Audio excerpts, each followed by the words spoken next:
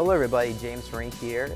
Welcome to Super Soldiers and Milabs of the Secret Space Program. So I've got a wonderful presentation for you about Milabs and Super Soldiers, as well as a history background for people who are interested in learning more about Super Soldiers and the Secret Space Program. Maybe we can close some of these doors so we can get some of the background noise out.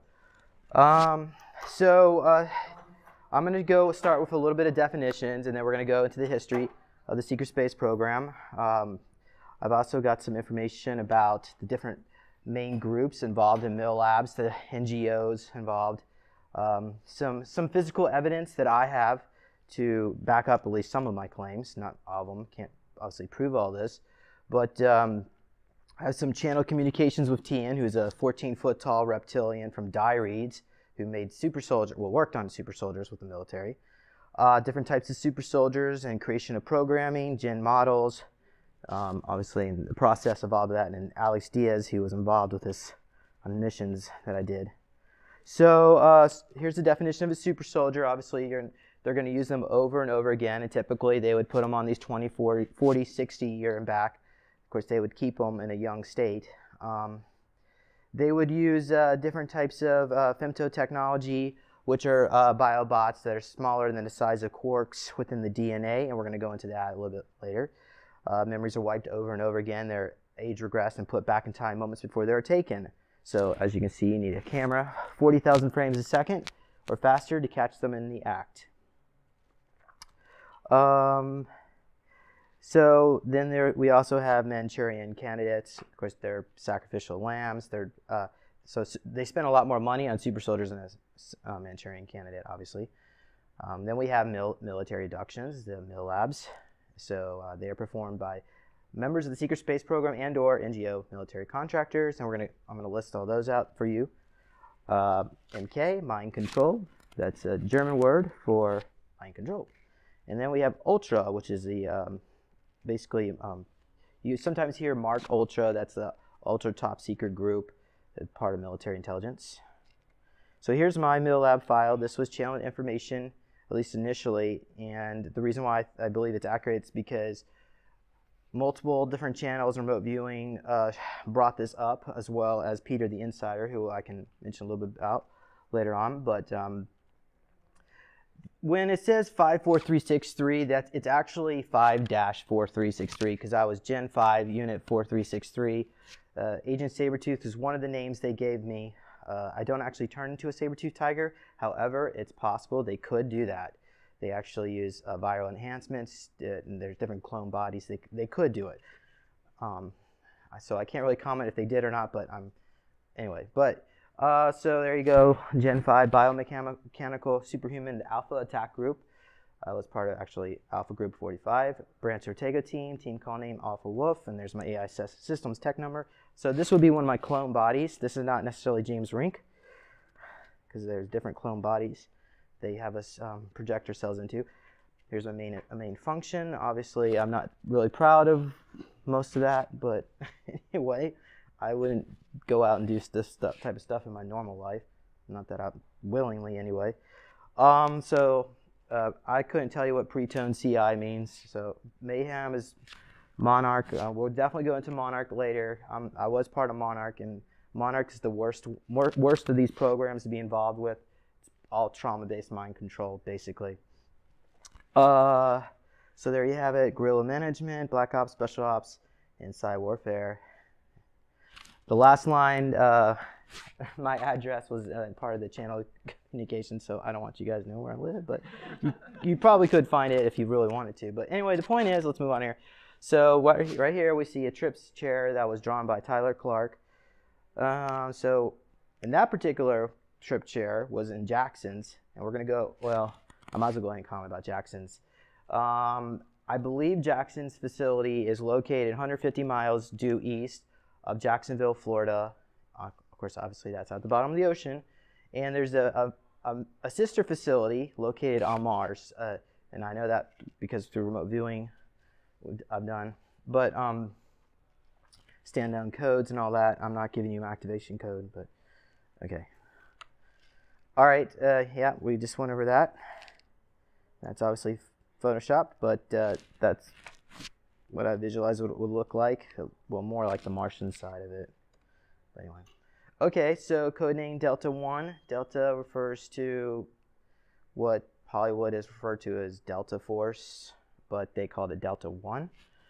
So when I was Reelsburg in 70, oh, I didn't put that down here. So James Martin Reelsburg, in 1979, I was in the U.S. Army as James Martin Reelsburg, Delta 1, and I died in Persia. So they took my corpse and reanimated it, and that's where it comes into Project Name Recovery and Project Surrogate. And what you see at the bottom there, MG644IT, I think that was a mission in Nazi Germany, so I really don't, I mean, there's so much stuff. Yeah. No, because I've already white balanced everything. Well, is it bothering someone? Well, it's hard to see the photos. Yeah, the projector's a little weak. Yeah, go ahead. Is that better? Oh, that helps. Yeah. But you're dark. But I can focus on here. Can you just check? could you just maybe do these off, maybe, and leave that? It looks good on here. Okay, well then we'll just figure it out in post. Right there. Dark on there. Looks good to me. All right. Let us proceed. Next. I ask a question. Yes. Are you going to go any more into the surrogate program, or can you explain to us what surrogate? Good question. So they would reanimate dead soldiers and then re-age them and then insert them into surrogated families so that we'd be raised as part of their own. And a lot of people that are involved in these projects were part of Project Surrogate. And you don't even have to be a super soldier to be part of Project Surrogate. And I do have some so one of the ways they actually do this is, so there are some grays that have these receptacles, and they go to different men and extract the sperm, and then they go to women, inject it, and then they're going around making all these hybrid babies. They actually combine some of the DNA. There's a receptacle inside them that combines certain nanites to alter the DNA. And that's in my book if you want to learn more about that process. And that was a whole thing because actually there was an avatar that I did on Draco Prime where I was a reptilian, and I had a sheet of paper in front of me, or I don't know if it was actually a piece of paper, but a list of something you could read. And I had like these claw talons, so we were remote viewing it, so I was moving my hand to read what was on the page, and then what we saw was a list of all the ships that the secret space program, or at least these groups got, and it was 100. A list of how many people were being abducted. I don't remember the exact number off the top of my head, and there was also some rituals that they did. They would have these clone gray bodies. These Draco, they would project their consciousness into them. They would have group sex and kill each other. Afterward, they extract the loosh. Anyway, so that has nothing really to do with this right here. So these are different avatars that I don't know what I looked like when I was Ring. Ring was when I was on the moon, LOC. Sabretooth, that's typically, he's used by, I believe, Shoreline, probably Alpha Squad 45. Sabretooth, Mark Sabretooth, that was an avatar that I worked with Peter the Insider, the London Olympics, as part of security. Now, all these are photoshopped, so I'm just trying to give you a representation of what I look like. Reelsburg, I don't have a photo of that guy, but okay, so, and I think Reelsburg was probably another parallel reality because I did try to pull some military records to find out more about him, and I couldn't. Either that or it's just records been expunged. And I honestly, I couldn't even find anyone with a last name in the U.S. of Reelsburg, but maybe I always do more searching. This was an artwork done by Jody Hargreaves. He lives in Montreal, and he does this excellent work. Well, I mean, this was all pencil, but you can kind of get an idea. So the Astra there, that people call it the TR3B, but it's actually G. They're on the G series. So B hasn't been used since the 1960s. DOD. Okay, so I do have some information from DOD. I had a contact at Oak Ridge, pull my file. So he had clearance. He had to go up to number 8, which is 8 levels above top secret. So I don't know how legal this is for me telling this, but you know what? It's my file, so I'm going to share it anyway. The first parts aren't part of that. Name recovery surrogate. Yeah, I just put that on there. Actually, it's bleak, abandon, equalize. So different type of C projects, super soldier alignment projects. As you can see, bleak was the trigger word, social situations. Then there's abandon, which basically they consider me a defunct super soldier, so they were trying to modify me. When I say defunct, it's more like I wasn't cooperating with their mind control, so they would have to shoot me up with femtotech in order to cooperate, make me more into cyborg-like. And then equalize, so alien DNA. I don't know if I have 2 hearts, but be curious. I'm not going to put myself under the knife to get dissected anytime soon. Okay, so there you go, number 8. Oh, yeah, they say the file states my programming failed and I was released from the system. And then they most likely put me in another program, so... Yeah, they wanted the goal for they call us, they give us like product life, not life stream, product life, basically a shelf life of a super soldier, and it's typically about 45, 50 years. So the goal was for me to commit suicide eventually and not ever get my memories back, but that's not the plan that I have for me. Okay, so some of the operations. This was remote viewed.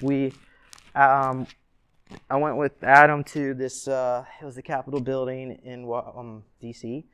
We pulled up a carpet, and there was one of these floors that you could pull up and go down some steps. We found some supercomputers and a screen, and then typed my name in there. This came up. Let's see, I'm going to go to the next one. Okay. So, and then what happened is right at the end, there was like some smiley faces, you're not supposed to be here, operation, you're not supposed to be here.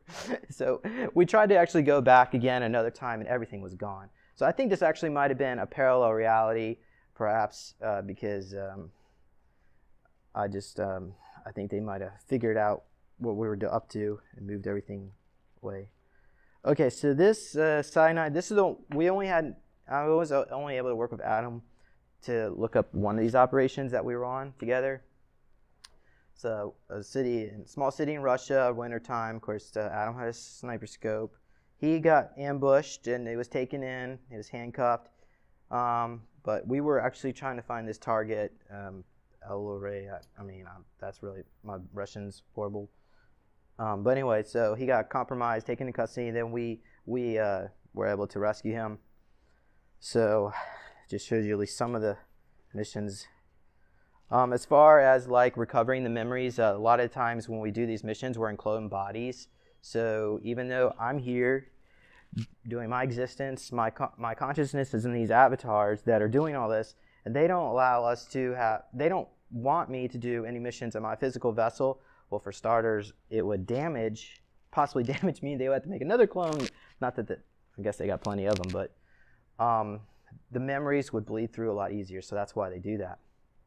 Okay, yep, there you go. So we're going to go over, this is just a summary. I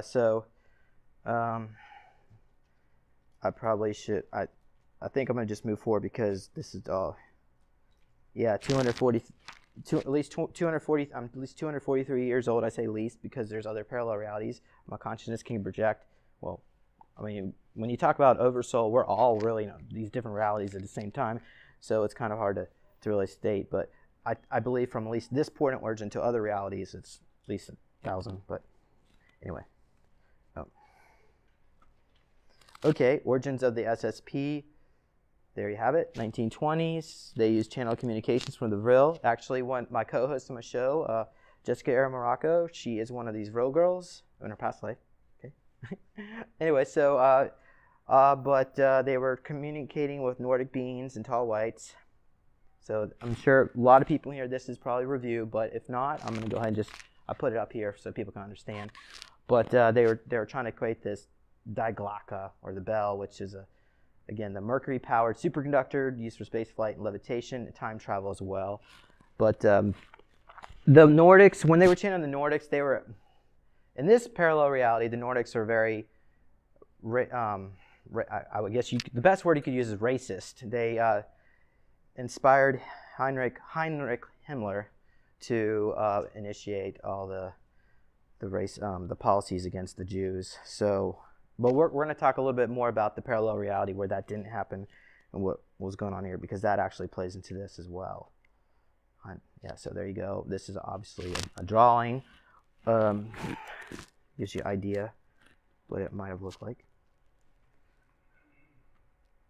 Okay, so and I didn't have enough time to actually put my sources of some of this information, because I know some people probably want sources. Unfortunately, I don't know the exact sources for at least the information here on the top. But 1932, the Nazis opened up abandoned bases on the moon.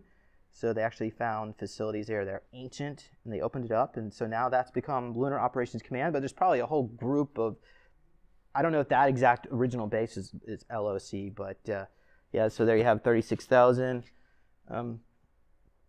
Talked to Randy Kramer. I think he said close to 50, but either way, 36, 50, whatever. Okay, so 38, they traveled to Antarctica. Oh yeah, so they colonized Antarctica, base 211. Of course, a lot of people have heard about this, New Swabia, and it is probably like there was some volcanic activities that allowed it to be ice-free in this certain area, and from there they traveled to Mars and so on. But I want to mention that the Nazis had all this advanced real technology to do time travel and space flight. However, so why didn't they win World War II? And one of the reasons, at least for this, is the New Schwabenländers did not. They thought Hitler had lost his mind, and they didn't want to give them any kind of air superiority support. As a result, at the end of the war, it was like a splinter group. They broke off from the main Nazi group, and so they, even though they still have the eagles and the swastikas down there, and but they don't really consider themselves Nazis. They consider themselves German, according to Penney Bradley, who's here today, who's actually going to be participating in a little bit later if we have some time. So moving on here, Nazi bases were opened up on Mars, 46, again in the equatorial region, and then they found that there was all this electrical storm activity. As a result, they had to go up to the more northern hemisphere where there were lava tubes, Ares Primus, which I'm probably not saying, but that's the headquarters of the MCC, the Mars Colony Corporation. So MCC has like multiple governors in different regions of Mars, and the goal is to be like self-supporting.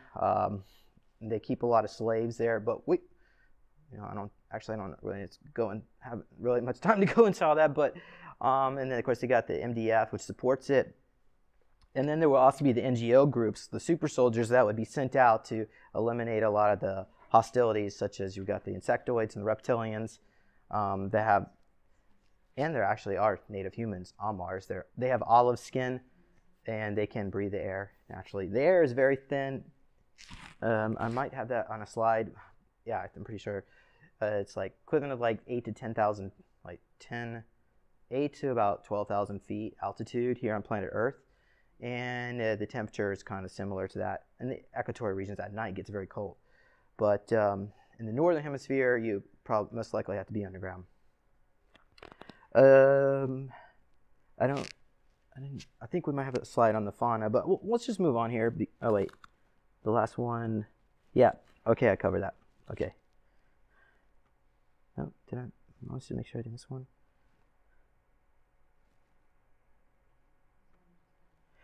Okay, Fifth Reich Nazis. This is according to Penney Bradley. They're basically, so we got Third Reich Nazis, which was what we had during World War II. And then after that, we had the Fourth Reich Nazis who were trying to bring back the Third Reich. And the Fifth Reich are the ones that are outer space, the SSP groups. So, and then we have the Yozora no Kaishu, which is the Japanese version of Dark Fleet. So these Nazis went off to become Dark Fleet, and then the Japanese side, nobody really talks about this, except the only person I know is Thomas Alvin, who I interviewed, and he had some experiences with them. So it's be curious to learn more about them, if there are any other experiences out there. But so yeah, so there we go, the Diglaka. And they used, according to Thomas Alvin, they went back in time 400 years and they set up colonies all across the galactic rim. And they actually separated their fleets, intergalactic, which is the inner ring, I think, maybe the opposite, but there's like the inner ring and the outer ring of the galactic, of this galaxy. And they have different fleets to manage that because it's, I mean, our galaxy is so huge. All right. So yeah, they prefer to be called themselves Germans. Move on. So there he goes, Antarctica. One of these, the bases down there. I can't tell you where in this map it would be, but maybe some of the crafts, the early crafts that were used to travel to these bases. Obviously, of course, now that it's progressed, it's a lot faster to get there. Like for instance, it would take about an hour and a half. If you were in Solar Warden, an hour and a half to get to the moon on one of these crafts. I'm not sure what it would be in Mars, but they also have jump rooms, but my presentation is not going to cover jump room technology. Yeah, so in the cylinder crafts, they would use that. That's actually, you would see that more with Solar Warden, and I'm going to go into Solar Warden later on. Basically, they use converted submarines, put some anti-gravity technology on there to lift it up. Operation High Jump, this is probably a review from probably almost everybody in here. If not, here it is. So after World War II, the U.S. was, I guess, we were the height of our, in our minds, our superiority. We thought we eliminated the Nazis, but there were rumors that there were still some down there in Antarctica. So they, the U.S. recruited Admiral Byrd to go down there to wipe them out, and that did not work out as planned. They were nearly annihilated with this extremely advanced technology that the Nazis had. And I do want to mention, like, during World War II, the weaponry was could not really, they had projectile weaponry, so laser and phaser technologies could not penetrate the force field of within the Diglaka anti-gravity crafts, so they couldn't really use it to really shoot any other crafts down. But after the war, they managed to figure that problem out. And really, the Nazis, they won technologically. And I think I might talk about that a little bit. Essentially, we beat the Nazis by outproducing them with all of our industry here in the United States. But not all the timelines were like that. But I don't want to go into the parallel universe just yet. Let's just stick here with our timeline. So as we know, we have in the 50s, the Truman and Eisenhower administrations were disclosing their, they did not want to disclose that we had not defeated the Nazis. So, and then the Nazis were putting pressure on them because they want the world to know that they're still here, that they were not defeated. So they, this next slide, I'll just show you. Yeah, so I'm sure some people may recognize this. This is 1952. There was this flyover. I'll go back to that slide in just a bit. But so in order to prevent hysteria and panic, an agreement was put into place. And the whole goal was to put American, I guess you can call them agents or spies within the Nazi apparatus. But of course, the Nazis, they knew what was going on. And anyway, but I guess you'd call it like a partnership. And that's what ultimately created what our MIAC, led by MJ12 and Jason Society, which is like the group of scientists that were backward engineering some of the tech. Incidentally, DARPA was also created in 1958. So DARPA is also tied into all this. Okay, so there you go. Pressure was put on administrations, and then we got this is repeat, sorry. Okay. Yep. MIC, that's how it began. And, and I didn't even touch on Roswell, and some of that also played into this with the meetings with the different grays, the tall grays from, I believe it was about Betelgeuse. But anyway. Okay, so ICC, the U.S., at least how I would interpret it is like the U.S., this group that infiltrated the Nazi German groups created what is known as the ICC. The whole goal was to create these colonies off-world that would be self-sufficient, and they would initially they would channel the American economy, or really I guess you call it the world economy, to help fund this. And the whole goal was for them to become breakaway civilizations. For the most part, many of them are breakaway civilizations now. They don't even need us. But so they actually named it ICC in the mid-1970s. And then they would seek technology. Technology is actually a form of currency off-world. So but because when they started off, they didn't have any technology, so what they would do is they would make deals with ETs, trade humans to kidnap us or abduct humans and sell them off as slaves. And they would, some of them would be converted to cyborgs, and others would just be used for experiments. Of course, the way the U.S. saw this is like the ETs have been here for millions of years. They've been doing it anyway, so why not just jump on it and they would benefit from it. But the whole thing backfired. A lot of these, like for instance, like these reptilians and some of these gray groups, when they see humans and how we treat animals, how we raise them on farms and slaughter them, they say, well, they do it to the lesser organisms, and they consider us lesser. So it's like, well, why not? It's, so we really kind of have to keep that in perspective. But okay, so moving on here. Hopefully everybody's read all that, but okay.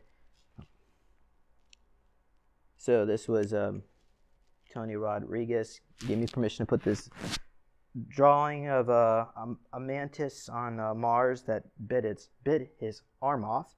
But there was also, like I said, the reptilians are part of the natural fauna, and they had crickets the size of according to Andrew Basiago, time travel, Project Pegasus, whistleblower.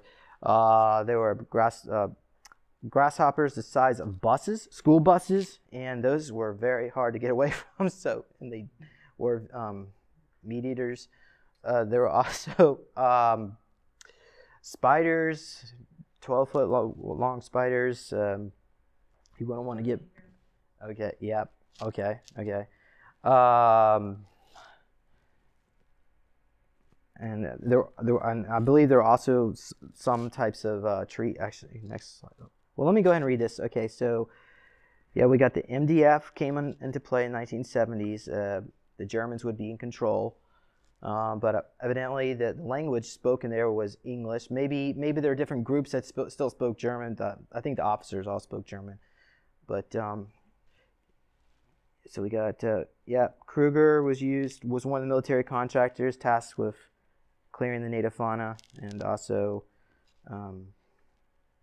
I guess I say native fauna. It's more like they were intelligent civilization down there. They were advanced.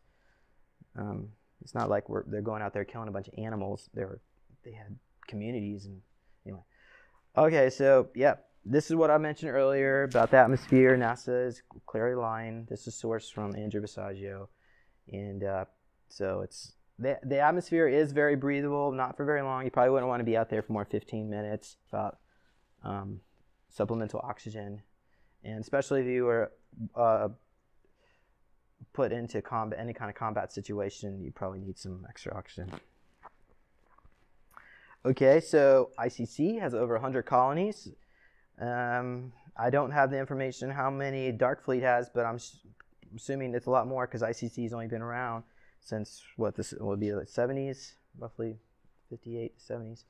So, and the Dark Fleet has been going back in time 400 years and setting up bases all over the place. So, I mean, we're all over out there.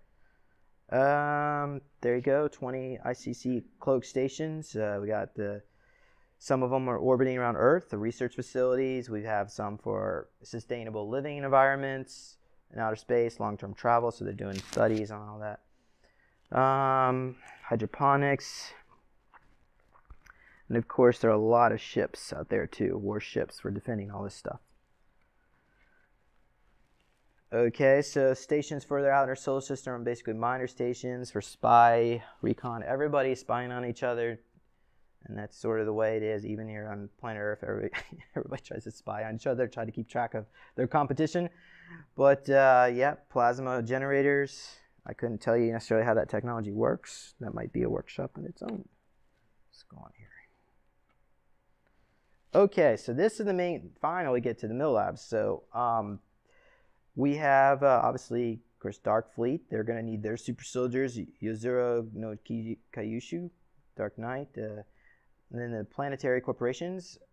The main ones are actually Kruger, Monarch, Massive Dynamics, Shoreline, and DARPA. I added the other two. The Scorpion, Umbrella, those are from parallel universes that affect us here in this reality. We'll go into all those. And then, of course, below them is Labyrinth, ACO. It's actually ACO. ACO works with Labyrinth. Labyrinth works with, it's like a group of people that communicate with different extraterrestrial races. ACO is the Alien Contact Intelligence Organization, and they interface with extraterrestrials to act as liaison to help sponsor, I guess, in particular, like the numbers group. They have their agenda, what they want, where they want to see humanity go. So, in my opinion, a positive timeline. So, and also ACO goes to other parallel universes. And then below that is Solar Warden, which is tied into ICC. That would be the U.S. Well, I wouldn't want to use the word U.S. More like Earth factions that are not tied into the German groups. Mostly, okay. Solar Warden is U.S. Well, what about like certain like groups within the UN and other countries? They have Russians out there as well, and other people. Like even at LOC, there are many flags on some of their uniforms. So maybe the U.S. controls it, and other groups, other countries are participating.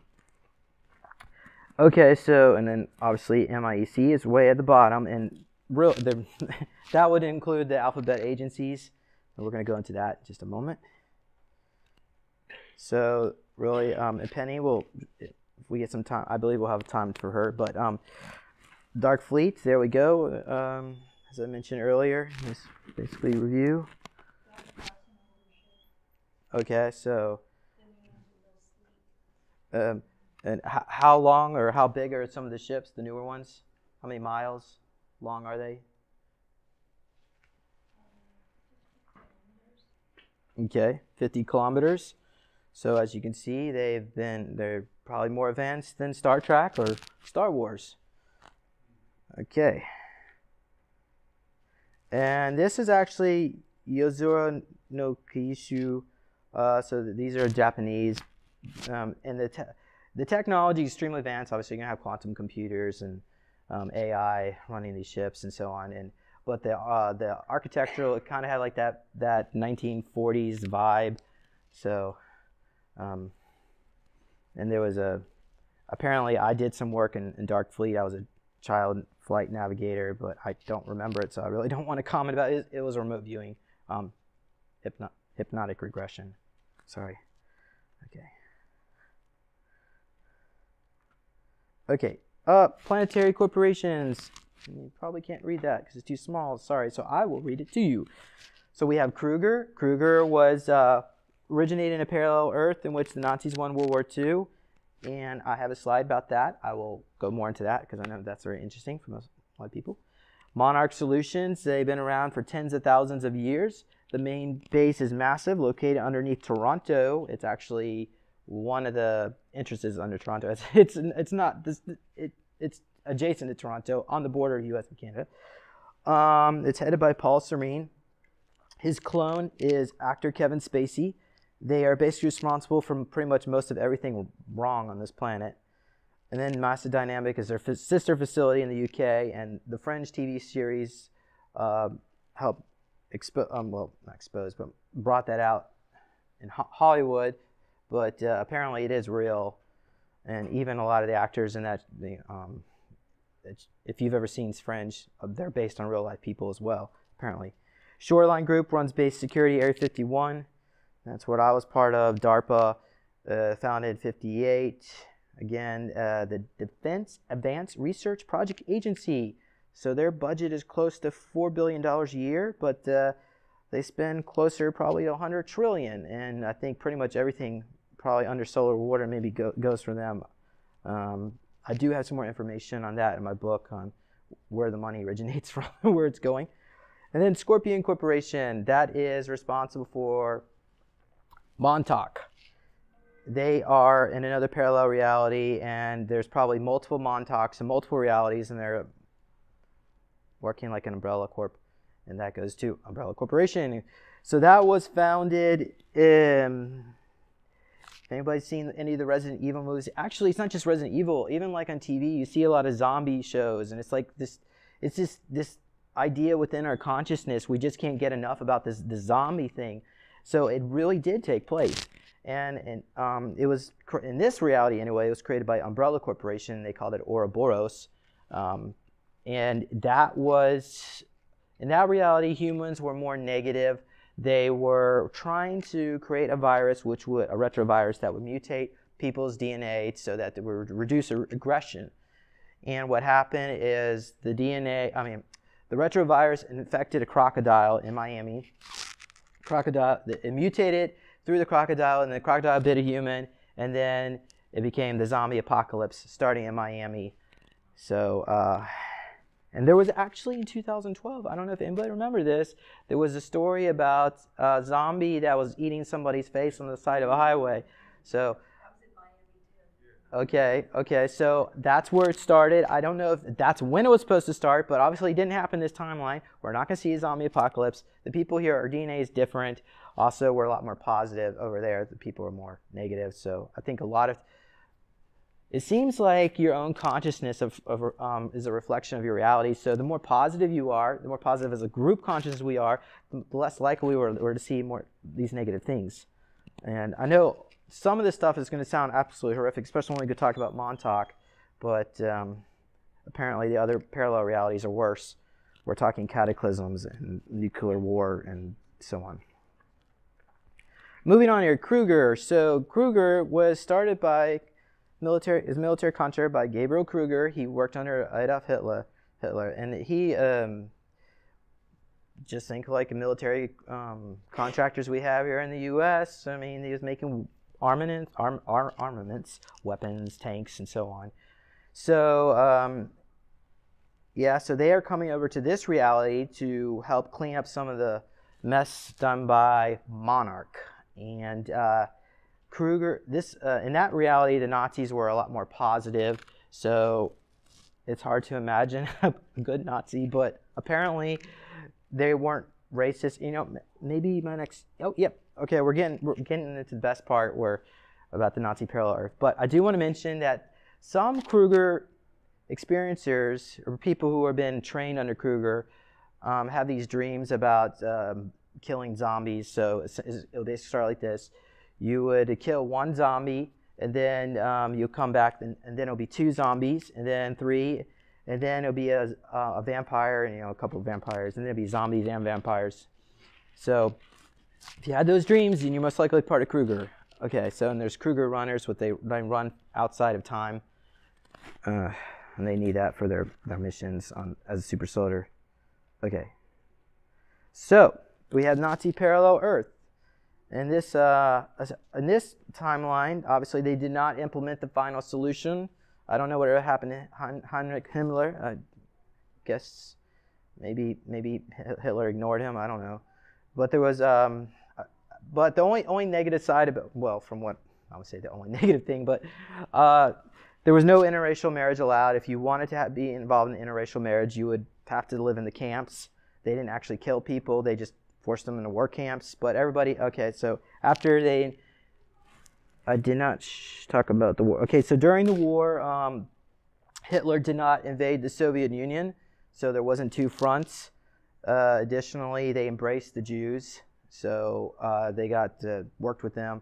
And then after they invaded the U.S., they blew up the Washington Monument, replaced it with a 150-tall column of a spinning eagle. Has anybody seen the spinning eagle with the bay leaves underneath it, and the swastika?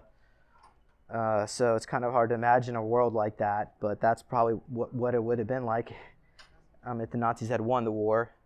So then they also embraced Nikola Tesla and gave him an unlimited budget, and as a result, they released all the suppressed technologies that they are still suppressing here. Free energy, anti-gravity, teleportation, and re-aging tech. Hitler's still alive over there, and he actually personally killed Paul Serene, the head of Monarch Solution. So they finally took care of Monarch, and that's why they want to come over here, so they can get rid of Monarch. Minimum wage is equivalent, obviously they use marks, but we have to have a conversion rate, so about $40 USD. And everybody lives in a mansion unless you're into interracial marriage. Also, it's prohibited to do public gestures of affection. So no kissing in public. That's and everybody's like stuck up emotionally. So you can imagine like what pranksters would be like over there. Probably get in trouble. But anyway, so yeah, and everybody drove. Well, I mean, I don't know whatever happened to the American car manufacturers, but Mercedes and BMWs, they only cost about $5,000 and get a 50,000 mile battery charge. Now, the ACIO had gone over here and tried to require. They acquired one of these vehicles.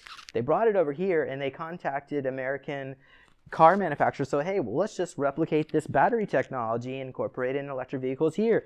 And these car manufacturers said, absolutely not. We will lose our, and they went like that, and they said, we will lose our power, just like that. And these, the members of the ACIO were like, absolutely, they were shocked. They were like psychotic. They want to have the power. They don't, power as in control, instead of releasing this stuff. So that's why, okay, and there you go. East-West, split up. East Coast was German speaking, and although privately you could speak English, if you were out in public and you spoke English, there was, I guess the Nazi police would come out and they had cattle prods. So, and Trump was the governor of the East Coast, and he was high up in the Nazi party, and he loved his role in the Nazi party, but he also told Hitler to piss off, because if they keep abusing and traumatizing people, there's going to be another revolution. So, they don't have everything under control over there. So obviously that's what I'm saying. The best thing to do is just be kind and polite to each other and just tolerate each other. But I think maybe someday we'll get there. So this is from the series Man from the High Castle. I would recommend it. A lot of it's not really accurate based on this timeline that I described, but it's still kind of fascinating. So check that out if you have time. Okay, Abatava. So there were a few bad things going on over there. Abatava is like a Nazi gulag. It's located in Alaska, and that parallel reality. So obviously, as you know, Alaska wouldn't really be controlled by the Japanese, even though that territory on the West Coast was. It was sort of like a no man's land, and they set up these gulags where they would take alien starseed children, hybrid children, and program them there. So they had these Sumerian signs that said Super Soldier Base. And the reason I have this here is because I was there. And then afterward, they would erase our memories and replace them with being with family and how happy everything was.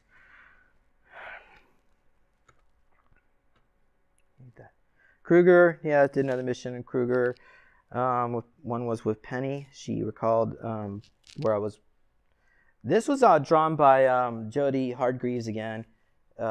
Excellent artist, but Photoshop that. But so they have like these exoskeletons they wear on Mars to run faster. I don't know what kind of. You would think one of my cyborg bodies wouldn't need that kind of stuff, but depending on what clone they used, I guess that would have needed that. But yeah, it was not very friendly. Maybe I'll let Penny explain that story when I'm done. He can explain some of that, but. Okay. And I guess the only other thing I can mention is I had a Kruger backpack, and the letters were like, I think they were curved U, and it was all gold colored letters. They said spelled out Kruger in a U shape. And the backpack was like sand camo or something like that. Okay. Monarch. Again, we went over this. There's Kevin Spacey, as we all know. He's got some issues. Hopefully he can find himself in the world. Of course, he is a clone of Paul Serene, the head of Monarch. And that logo right there is from a video game. There is, I think it's called Quantum Break.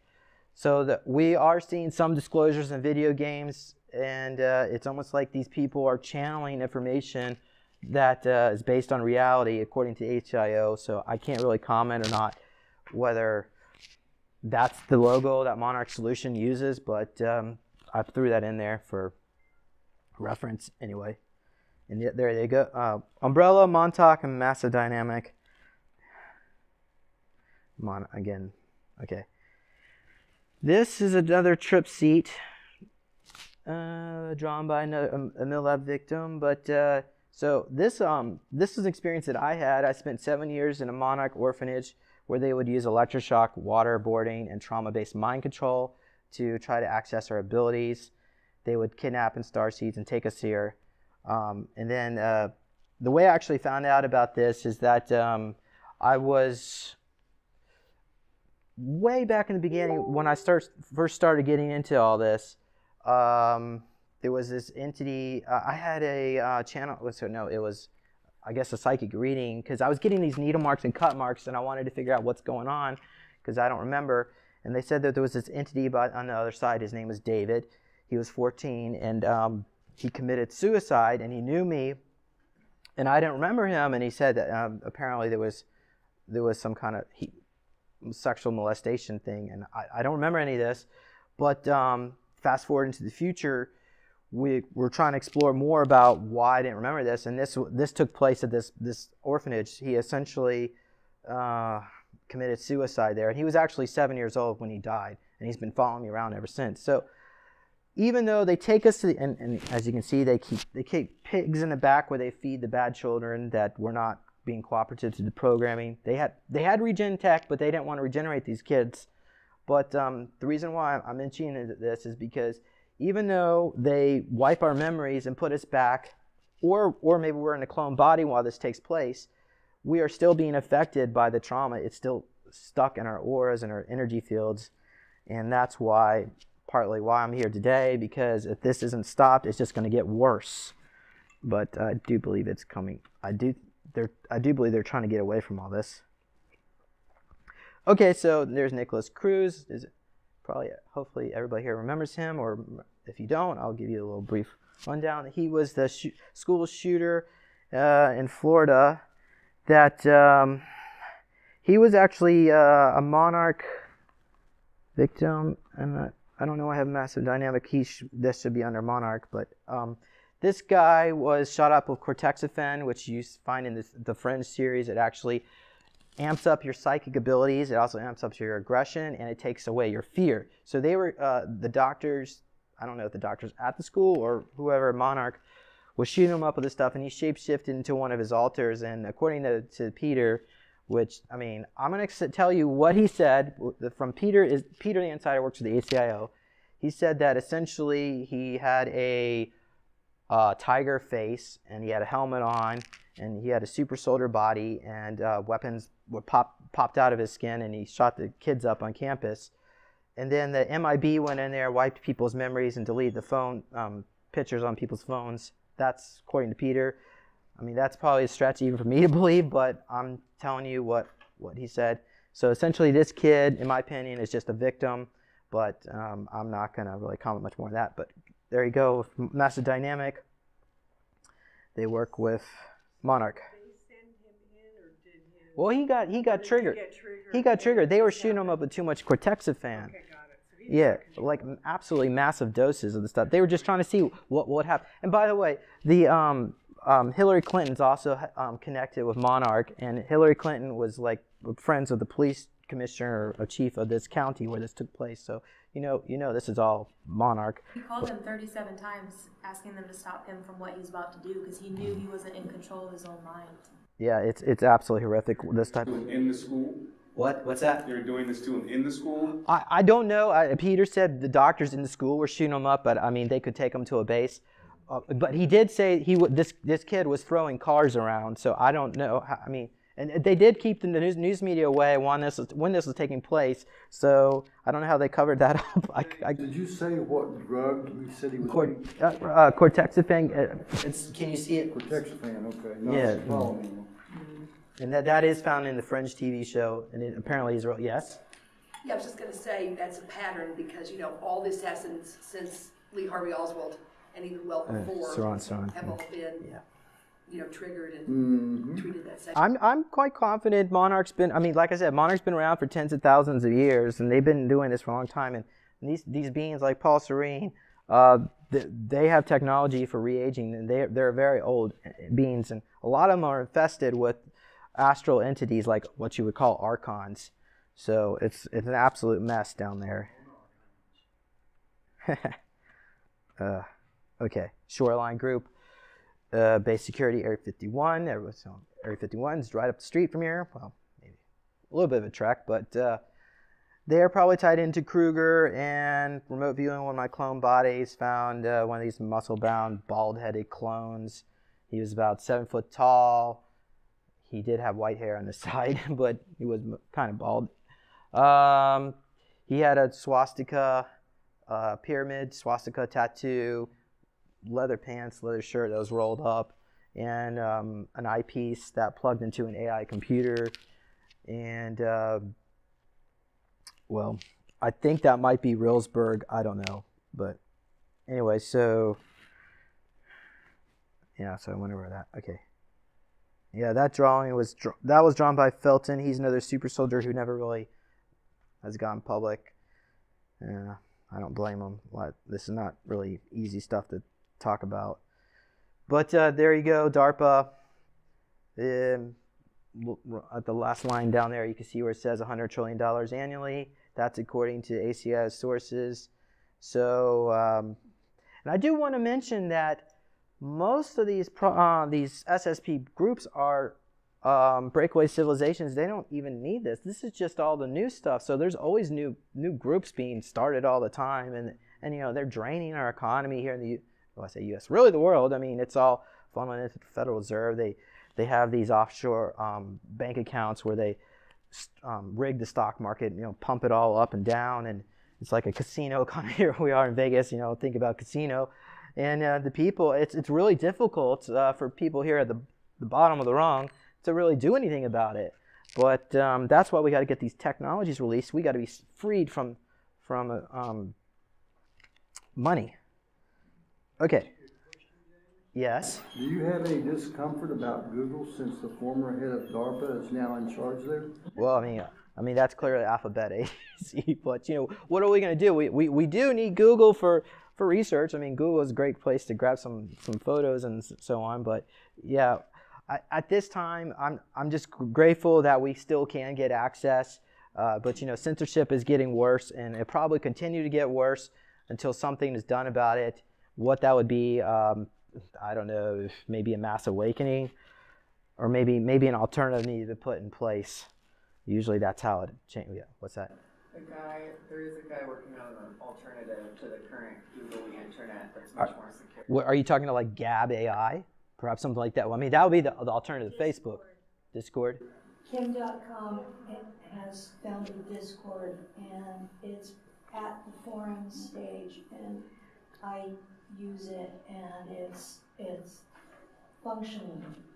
We have a question over here. Yes? Yeah, are you aware of QAnon? Yes. Okay, well, it's evidence that the QAnon group is either being led by a fifth density Palladian group, or they are Palladians that is the QAnon group. Well, first of all, a lot of the Palladian groups, I want to say a lot, there are certain Palladian groups that are involved in a lot of bad stuff here on this planet, in particular Semiotics.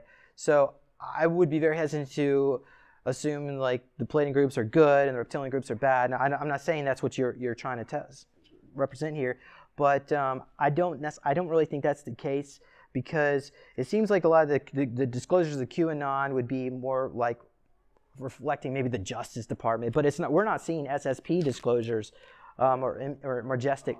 Well, Majestic's actually connected with QAnon. Real, there was a mass security state to cover up Roswell, and their secret space program that connects back to Corey Good. Okay, well, QAnon would be connected with Majestic, but even those groups are not really tied into a lot of the SSP groups. They're just part of the MIEC. Okay, so we're only having those disclosures right now. Earth Alliance. The QAnon groups are Earth Alliance. This is between Putin and the BRICS nation. Well, I don't really think that the Earth Alliance is going to really do much, because really Solar War and these even like Dark Fleet, there's so much power and control under these groups. But really, it's these other not necessarily Scorpion, but the other groups that are in power right now, because they have all the tech. Because really the technology is what's controlling things. But here we go, Scorpion Corporation. This was an idea that I had. It was called the Montauk Memorial Museum. I wanted to create this museum to memorialize the 4 million children, according to Preston Nichols and so on, that died down the Montauk time tunnels. Nobody's willing to honor these kids that were at Montauk. It's absolutely horrific. We have monuments in Washington, D.C. recognizing, Vietnam War veterans and Holocaust survivors. No one wants to recognize what happened in Montauk. But I think in order to recognize what happened over there, that means we have to recognize all the stuff's going on. So that needs to be one of the disclosures. And I think someday it ought to be a physical museum in Washington, D.C. maybe someday. Okay. I can't really tell you much more about Scorpion Corporation. I think it's tied into stuff a timeline that went on in ancient Egypt, and we're talking about some of the deities that were down there that are incarnated in some of these bodies that are running this organization. But I can tell you Montauk was being run by the Thuban Draco. So I was at Montauk. They would re-age me from the age of 7 to the age of 13, and they did this multiple times. I was there for 43 years. I have very few memories of it because it may have been in a clone body. However, the trauma still transfers over into your soul consciousness. They referred to me as Alien Boy. That's actually how one of the ways they rescued us. But okay, I'll explain that story. So essentially, they had these barracks, and this was all done outside of time. It's like a time freezing zone or bubble. They would take these children to, and the other kids would make fun of me. And then I think in this particular instance, I fell off the barracks and I turned invisible. And there was a bunch of noise, and the guards came out and they were looking for us. Or looking for me, and the other kids were like, "Damn, Alien Boy just turned invisible," because they didn't even know I could do that. And honestly, I didn't know I could do that. And so I went off base, and then I called in my Andromedan star family to come down and rescue us, because like I said, there's like this bubble around the facility that they couldn't really locate us. And then when I came back, I started speaking Andromedan, and then the Draco, who were in charge of this facility, realized what I just did. And then they immediately started putting children into the trip seats to wipe our memories. And I got like special treatment to wipe my memories, because we actually were rescued by NSA team, went in there.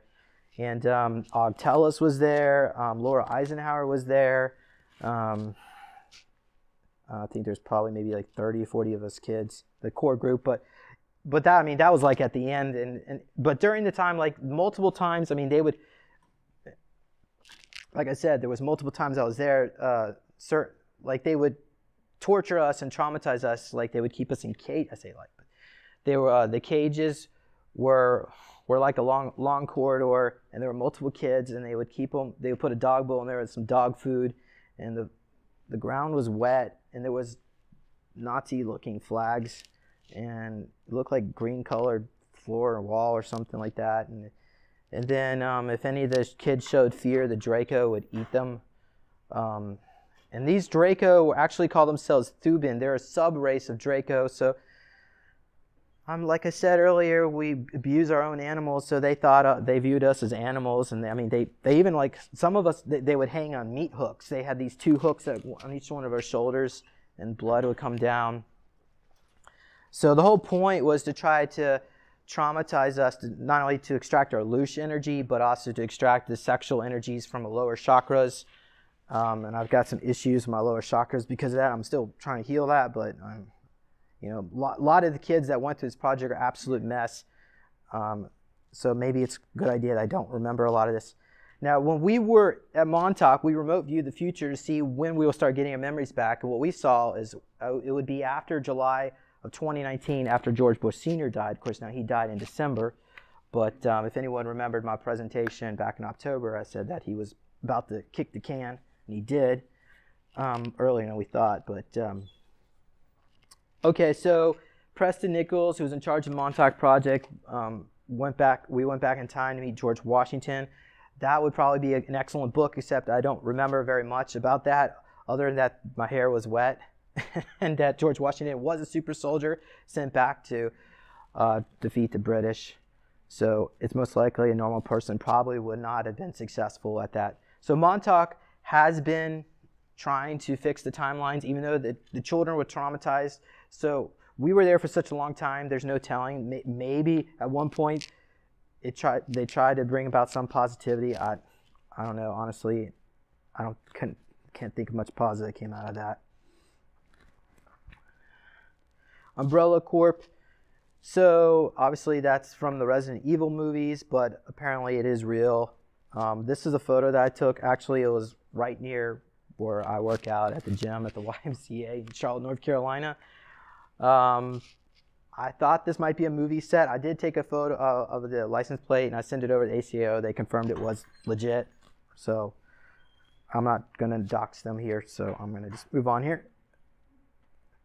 And I just realized we are near the is everybody okay for me going over time? Okay, because I'm only like halfway down to my slides, but maybe I'll try to speed up. I don't know, because I want to give Penny a chance to talk too. But so Labyrinth, we went over some of this. Cortium is a group of extraterrestrials that the Labyrinth group communicates with. I do want to mention the Blue Avians are not our friends. Blue Avians contacted ACIO, asked for permission to alter the laws of physics in this section of space for experiments and in return for helping us out. But the ACO absolutely refused. So there's a prominent whistleblower out there is promoting the Blue Avians. They are not our friends, so I'm not going to give names, but if you probably could figure that out. ACO is based in Area 51 in Pine Gap. They go back and forth between the bases. They actually call it commuting with their tier crafts. Okay, Solar Warden, we went over this earlier. The submarines, these were actually started building these things near the Washtosh Mountains. I don't know if I'm saying that right. I'm not from Utah, but there's some underground bases under there where they would build these things. And then they retrofit them with the anti-gravity technology. Oh, and I needed to fix that. Actually, they did not rename themselves Radiant Guardian. It was just Solar Warden controls one. Like, imagine the solar system being split up from like an inner ring and outer ring, like everything from planet Earth to the sun, and then from planet Earth outward. So you have these two quadrants. One group controls that group, and the Radiant Guardian, Solar Warden, they just split that up. So the officer is John from Naval Space Command. Okay. Here we go. Some more about Solar Warden. There, I just mentioned about mountains of Utah. Reagan was briefed about Solar Warden in the 1980s, and he further upgraded the fleet. The largest craft is now 2 kilometers long. Now, I don't know how new that information is, but that's the best source I could find right now. And of course, you got carriers, fighters, triangular shuttles, and all that, supply ships. Probably most people remember this guy. If not, this is Gary McKinnon. He hacked the NSA Star People files in 2002. So he actually got access to Solar Warden and got some. NASA had some. Was not putting password encryption on some of the pictures that they were coming off of the satellite imagery. So he was able to do a screen share and actually view some of these crafts, call them non-terrestrial officers and so on. But he never saved any screen images. It would have been awesome if he would have released that, but maybe someday that'll happen. Solar Warden, so this is possible location, Jules Verne Crater on the dark side of the moon. And then again, LOC, which is a sister organization of, well, it's umbrella under the ICC. Okay. And here we go, MIEC. These people don't have access. They don't know what's going on. So I know a lot of people want to be angry at these organizations for refusing to release the Star People's files. They really don't know. Maybe the NSA might have a little bit more access, and NRO probably be the most of them. NRO is not the picture I'll put on there, but NRO is the National Reconnaissance Organization. They operate Pine Gap, the satellite telemetry. And then below that, you got all these military contractors that work with the MIEC, and they're like the bottom of the rung. They don't even have all the advanced tech, but I mean, they're a lot more advanced than we have in the public sector, but I just want to throw that out there. Okay, so finally I get to go to my story. So this is how it began for me. Back in 2005, I was friends with Nate, and he had reported that he was being used for experimentations. So I helped him break free by using some methods from Dr. Greenbaum, Dr. Corey Green. Oh gosh, this is one of these doctors that try to create a method to help people with MPD, multiple personality disorder. So this kid was suffering with that. I didn't really use hypnosis. It's more like a meditative state. And Nathan was giving me all this information. He was taking the bases, put on treadmills, and tested. And so I instructed his alters to fight back, and then he rebelled. And that whole story is in here. It's like half the book. So please get yourself a copy. Then I started getting needle marks after Nathan went missing. I say missing. He said he was being killed. Actually, let me just show you this before I go on to. Yeah, so I get these cut marks, and a lot of Milabs get this stuff. They try to mutate our DNA with femtotech. Little needle marks under the fingernails. It's not a very pleasant feeling. Thankfully, I don't remember that. I just remember, obviously the photo, the aftermath. Triangle-shaped scabs. That's common. That picture is not very good. Oh, okay, you can kind of see there. So it's like a possible. Nate said it was a mind control gun. I don't know. I can't comment about that. I get these marks, and you can see this. You can see this line that goes around my mouth. I have this scar. They might put a little HGEY wire. Did I not put that in? Oh yeah, there it is. HEGY wire. So that was from the Heather material. They try to make you go get a Kundalini activation with some of these wires. Now, I don't know if that's what that was, but so, okay, let me go in here. This photo was taken like right after I helped Nathan. I went to a UFO conference, and the photographer took a photo and put this on the front page news of the local town that was in Salisbury, North Carolina. So I think probably some grays were, because Nate reported it was Dr. Gray who was working on them, so that was probably the grays doing that. Yeah, so then the last message I got from him, he was bleeding and his matter was being wiped from existence. He was in some kind of energetic a facility that was like an energy field, sports field that was preventing him from escaping. And then he said he was telecommunicating to me through a power cord leading to a phone cord leading to a computer, his words, because this is all messaging through text at this point. And he said he'll be disassembled and reassembled into new. So when I talked to ACIO Peter Insider, he said Nate was the nephew of Beth Wilder, who was the chief of security at Monarch Solutions. So Beth Wilder was a double agent who worked in Monarch to try to take it down. She was killed. So I can't comment anymore. I'm guessing that might be the case. I don't know. I mean, that's what ACO says. Okay, Tien. I met Adam Z in 2010, and he is actually my biological brother in a way, meaning that they both take our DNA and make clone avatars, combine it to make clone avatars. But we're on the same group as Alpha Squad 45 when we do these missions. And Tien came through. He's one of these reptilian scientists that worked on us. So he said he spoke Zion. He was a member of the Collect Rep of the Divine Council Light. And that he said my files were on a chip in Iowa. He referred to me again, 54363, for people who are actually joining us later. Gen 5, Unit 4363, so I'm a Gen 5 super soldier, at least at that time I was. And then he says he rescued me off-world. And then we have data bytes that control our brainwaves, so there's also femtotech tied into that. So Tien claimed I was part of the Ryan Club organization. My biological father was a reptilian Pleiadian halfling, more like Saurian Pleiadian, and I'm actually connected to the groups with Semiosis was connected to, but I don't even know if we're gonna have enough time to go down and talk about Semiosis. I don't want to go down that. Please, let's move on. Okay, so great. He said great destruction was going to happen. I wish I could go into that because I remote viewed the future a little bit. It's tied into the RV and the SARA, but anyway.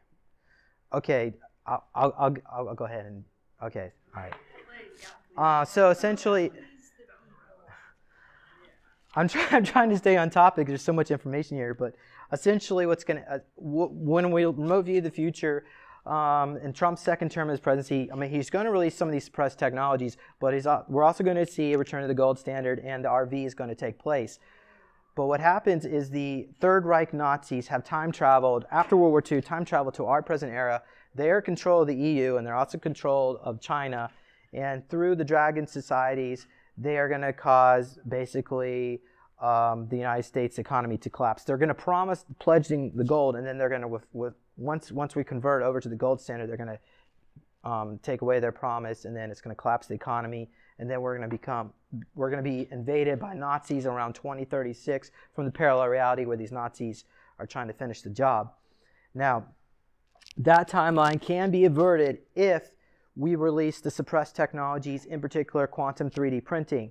Now, the SSP has a 20-year timeline where they want to release these, slowly roll out these technologies, the first one being the Regen tech, but we need to get everything released as fast as possible to get us off money, because that's what's going to basically allow us to be taken over. So I personally think we're going to, I don't know, maybe if this message gets to somebody who can do something about it, maybe that can be changed. But anyway.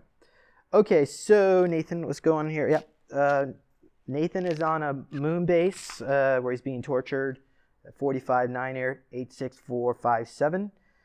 And the injections, some of the injections you saw earlier were CO2 modules to implant memories. Again, they want to cover up the memories. Of course, I mean, if you're being subjected to different clone bodies, it makes you wonder how the memories actually transfer. But okay, yeah, so you can read that last thing on your own. But let's go on. Okay, so here's some more. He says Alpha Squad claims to be more ethical, and the splinter group from Alpha was Omega, and Duncan's group, I don't know if anybody knows who Duncan Athenian is, but Duncan's group was connected to Omega. So I was probably one of the kids they took to Vietnam when Duncan says they used their psychic abilities to kill people. Well, in Vietnam, they were actually using us as batteries, because at Montauk, the Draco referred to us as batteries, or the Thuban Draco. So it would only make sense that they would just try to find another way to use me like that. So the council has two groups. There you go. Some are trying to cover it up. I don't know which group Alpha Squad works with. I mean, they might be their own military contractor. I couldn't tell you. Okay. So Tien got in trouble. He was killed because he was working with the military to create super soldiers. He said the military was too stupid to figure out how to do it themselves. So that's why they had to ask the reptilians to come in and help them out. But eventually he got in trouble for helping me out by giving me some info, and he joined a new tribe called the Spitrones 222, or the 222 Spitrones. So he's still out there. And there's Adam. And if you want to learn more about Tien and Adam, that's in this book as well. So check that out. There you go, Alpha Terminal Command. So now, finally, what is a super soldier? Okay, well, we've already discussed a little bit about Manchurian candidates, but, I mean, super soldiers would have this enhanced psychic abilities, and they would also be used over and over again.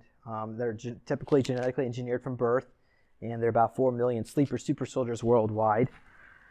I do want to mention that the super soldiers that attach to Monarch are usually controlled by Monarch Queens. Actually, you know what? I think I'm going to go into that a little bit later about the Monarch Queens. So this is how you can tell someone is an SS by looking in their eyes. Typically, they would be suffering from PTSD-like symptoms. You can tell that by looking at people in their eyes. I guess their eyes are usually a window of the soul, unless they're a clone. But anyway, well, clone without a soul. Okay, elites would also, pay mercenary army groups for missions, and a percentage of the proceeds would be used and shared amongst interested party. Of course, the Milab would never get anything, even though we're supposed to get something, but get nothing. It's the whole goal, is to use as slaves. Types of super soldiers, I know that's really small for most people in here to read, but I'll read to you. Cybus and Arbus are at least two type of clone avatars that I was used with. Cybus, I think, came first, if I'm not mistaken, then Arbus. I don't really know much more. Haven't really investigated the differences between the two. Viral enhancements, so they would take a clone body, shoot them up with some kind of DNA, and they would mutate into some other kind of being. I do have actually, I'll show you this next slide. The drawing on the left is a viral enhancement, and this is this creature is about 7 foot tall, has kind of scaly skin, purple colored. Of course,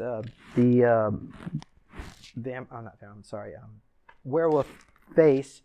So that was a mission that I did when I think I was either Ringo or Dingo. I forgot. There was another person I was with. And he actually submitted this drawing. Yeah, so I can't. David Lotherington.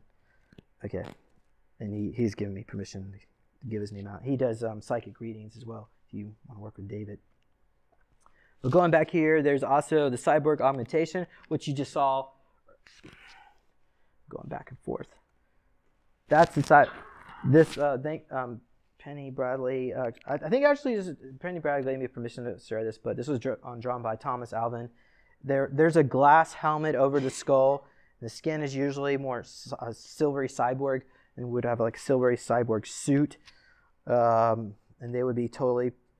I remember like a left eye piece, so I don't know what that thing is on his face, but I guess there are multiple different types of cyborgs. So cyborgs have almost no rights, whereas the viral enhancements, you would have some rights as an SSP soldier. And then we have the augmentors, informationers. They are psychically attached to Gen 5s, typically, maybe Gen 6. Gen 5 is considered more, of course, and I didn't even go to gens yet, but there are like starting off, you would have like, when they would start off, they would use steroids and implants and wires, like the HEGY cables. And then they would go on to more cybernetic. And then the point was right around Gen 6 and 7, they went to more totally cyborg. But every time they go to a higher gen, they would become less and less soul energy was being used. So the augmenters would attach to them and help enhance their psychic abilities while on the battlefield. So, and you got your total AI robots, such as super soldier queens, use a monarch, and they would control a whole hive of super soldiers, typically 10,000 super soldiers under one monarch queen. And if you're part of that group, it's not a good thing. So I'm going to tell you about that. Leaksoldaten is light soldiers, or light. Really, I think it's actually translated to light warrior. It's the super soldiers from the Nazi parallel universe. Ultra soldiers. They probably come from our future. Psi warriors, like in Montauk, they would be put in the consciousness chair. Got NHCUs, non-human cybernetic units. These are typically used by U.S. Army Special Forces and U.S. Army military police. So these would probably be like considered like the bottom of the technology out there, like maybe something DARPA would use. Then you got hybrids, where they combine alien and human DNA together. When you can get, it's really the same thing with the viral enhancements. Circe, I'm trying to remember who said this. It might come to my mind, but the reptilians they actually use humans, reptilian hybrids, to be security forces, and at least some of the bases they're working with humans. That's what they call their super soldiers. Means super special soldiers, and schemators are, and every group has different types of super soldiers, even like NGOs. So there's a lot out there, but I just included a small group. And of course, we have seen this. Let's go on. Who pays for this? Again, most of the groups are breakaway civilizations, but here on planet Earth, we got this. We got offshore budgets through DARPA. Goes through accounts controlled by Rockefeller Foundation, MJ12, Federal Reserve, and then everything else is pretty much self-funded. And they use technology. They kidnap people and trade them as slaves for technology. Super soldiers. So there is no purpose for anybody being a super soldier, but there is no benefit really, at least for if you are a super soldier, because they basically will split your mind up and take your abilities, put them into alters. So you do not really want to be one. Going on there. Who pays for this? Again, black budget being close to 1.7 trillion. It's closer to 100 trillion. And that's yeah, it's absolutely outrageous how much money is being funneled into this. This could really help. I mean, it could help. Okay, it would help the whole planet. But I'm sure a lot of people here are familiar with Alternative 1, 2, and 3. So that was a plan put in place to save the elites during cataclysms. I'm trying to remember. So the first one, I think they were going to blow up the atmosphere. Due to global warming, they wanted to detonate nuclear bombs to blow up the atmosphere.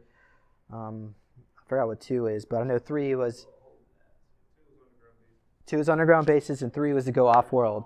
So obviously, thankfully they didn't do 1, although there were some times like they did. But anyway. They did. That was what the ozone hole was. Okay. So Penny said that was the ozone hole. So moving on here, Subterrane. This was from 1983 issue Omni. Some people probably recognize this image. So yeah, they did it. The boring technology, build these underground bases. We all know they're there. We're not able to access it, but they can. The elites can. So each avatar body costs up to about $7 million. Most of it's just the femtotech. And then you can spend billions of dollars in certain gen models. So super soldiers are very expensive to maintain and breed and also to send off world and so on. And actually, the most expensive component of all this is the trip seats. $17 to $30 million a piece. They mostly contain gold and platinum. And that's where they brainwash. They insert memories. They call it uptime, but anyway.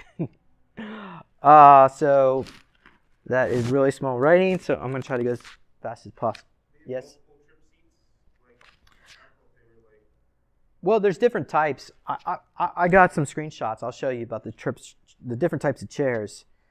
But let me just get through this because I'm trying to get this as fast as possible. so Penny has some time.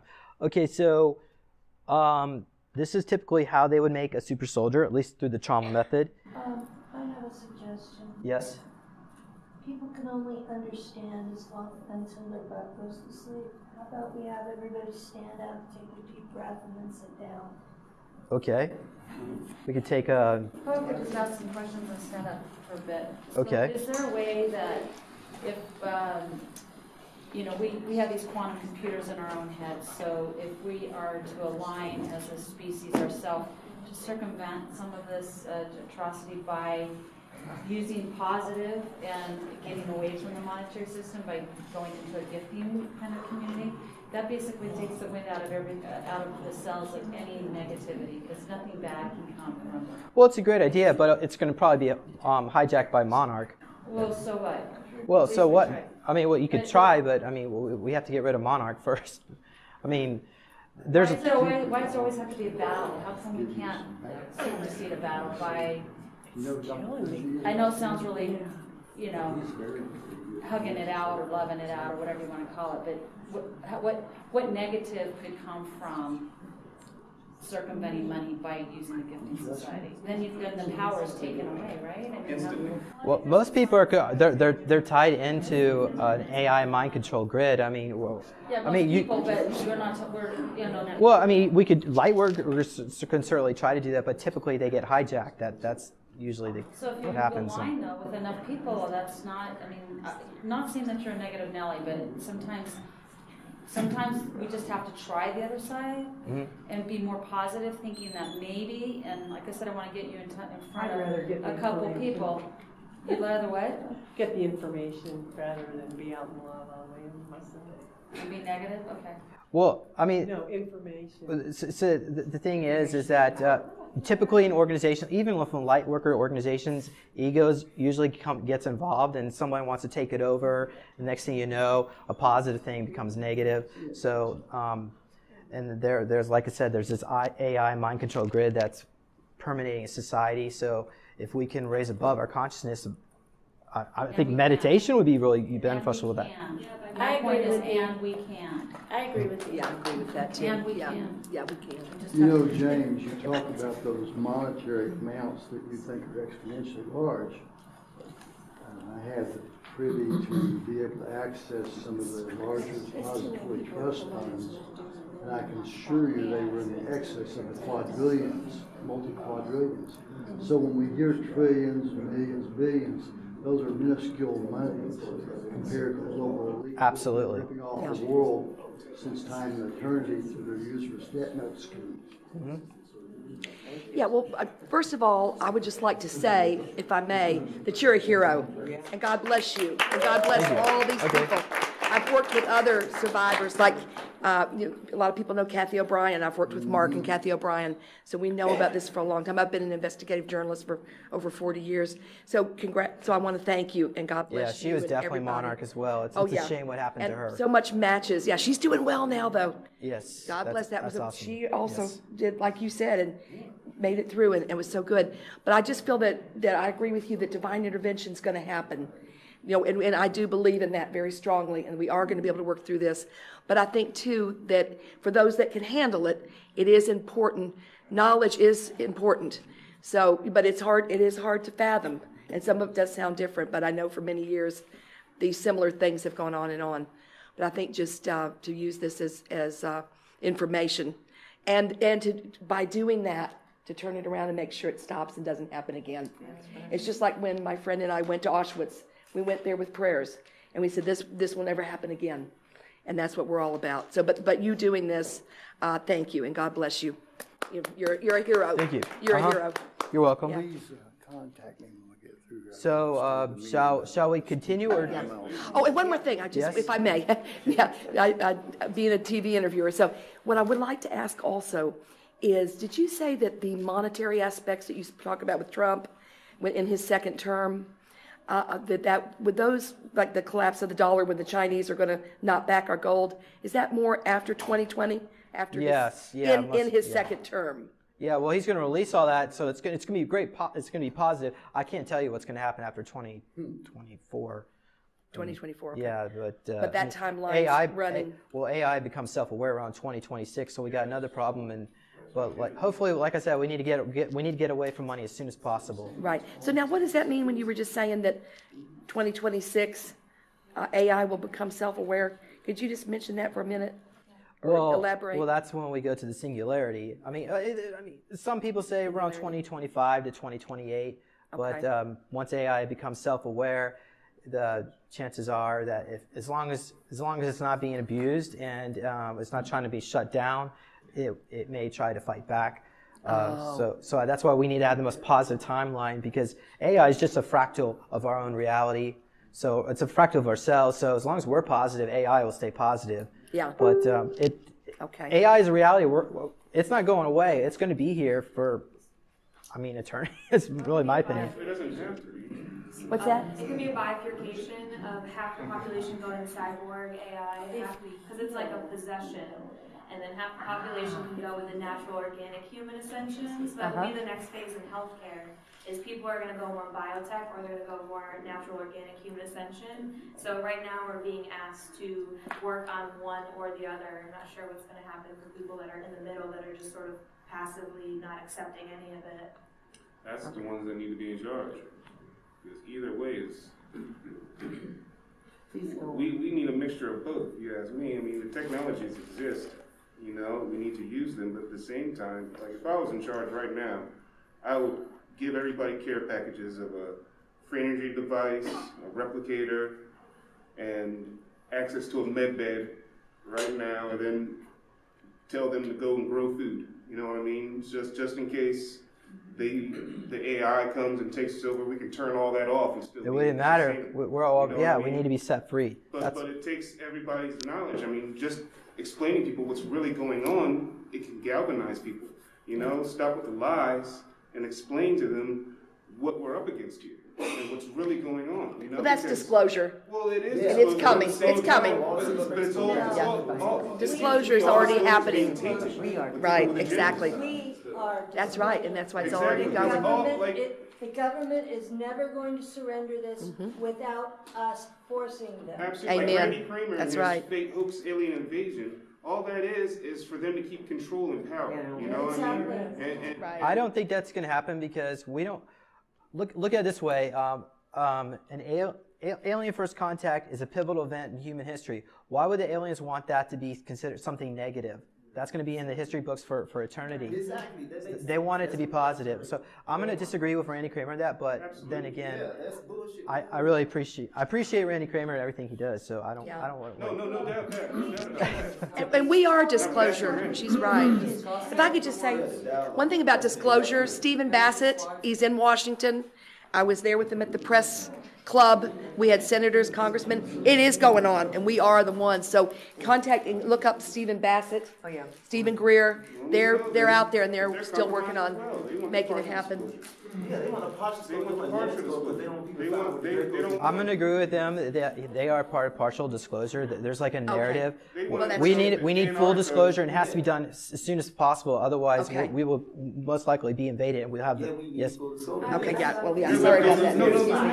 It is. Go. Let him continue. And everybody can do a discussion afterwards, have a break. Well, I will be at my booth out there. You can always come up to me and ask me some questions. But we are at 90 minutes, so let us proceed. Let's let him, can we let him talk, please? He's the speaker. Okay, so this method, I got two methods on here, essentially how they make super soldiers. This one is the Monarch method. It's absolutely atrocious to describe this stuff, but I will. So they basically take you outside of time into a time freezing zone, while done in vitro.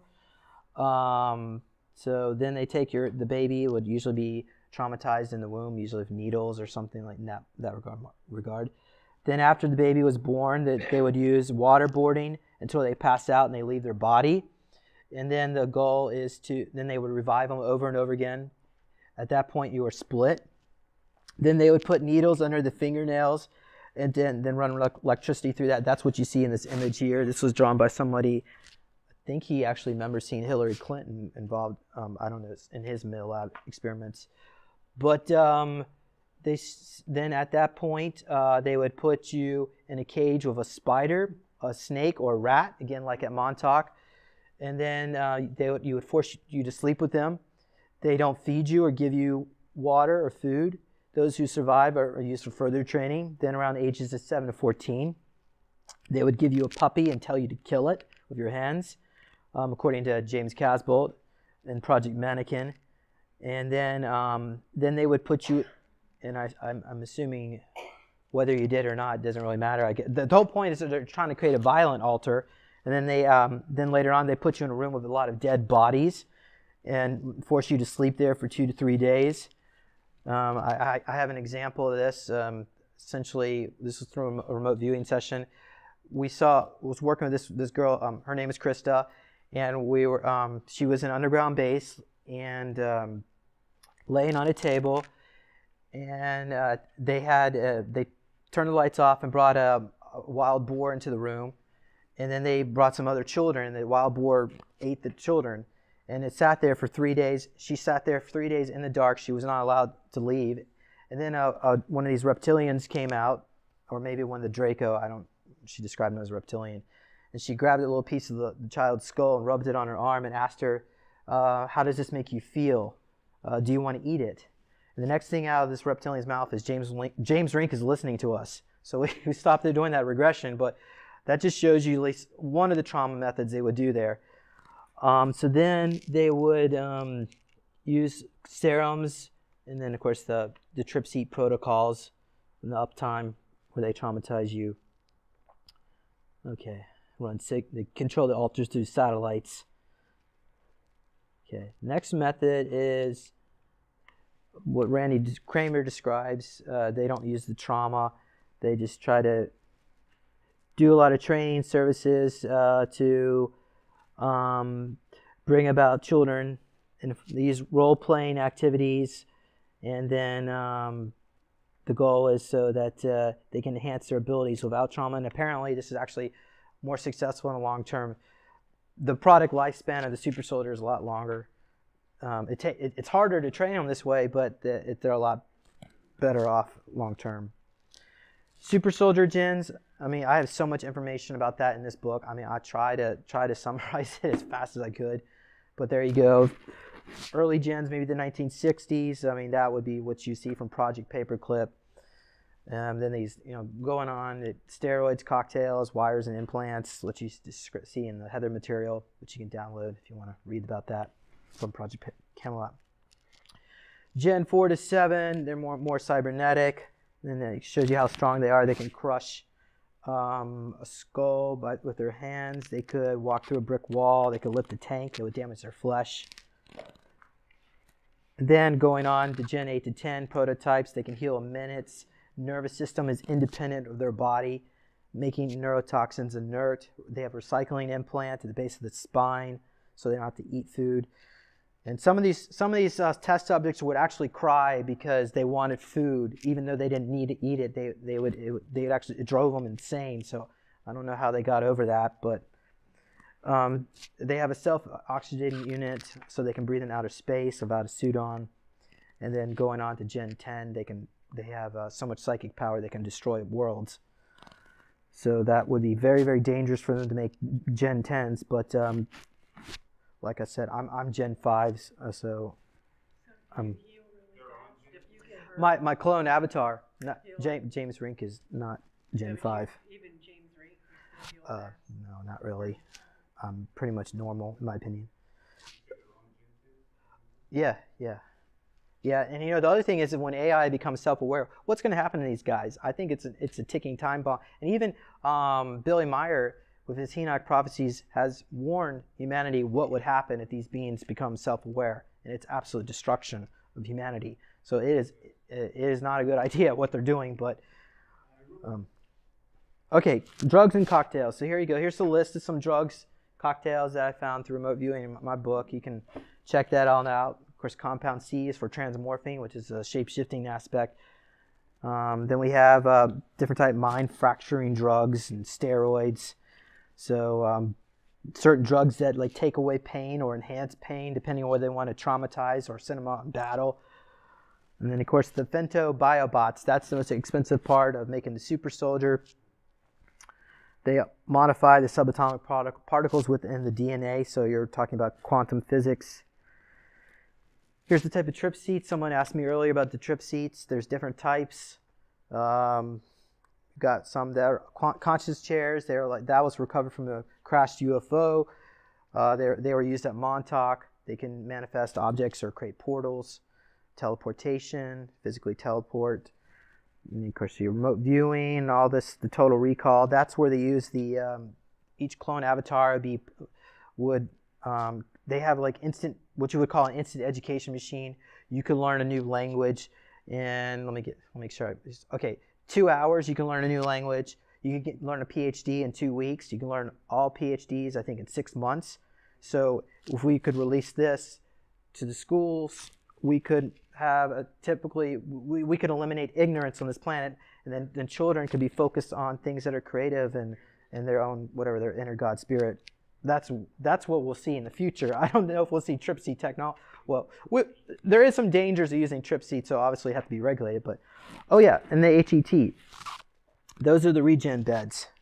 So I wouldn't really call that a trip seat, but the regen beds are a holographic examination table, and I do have some information on that.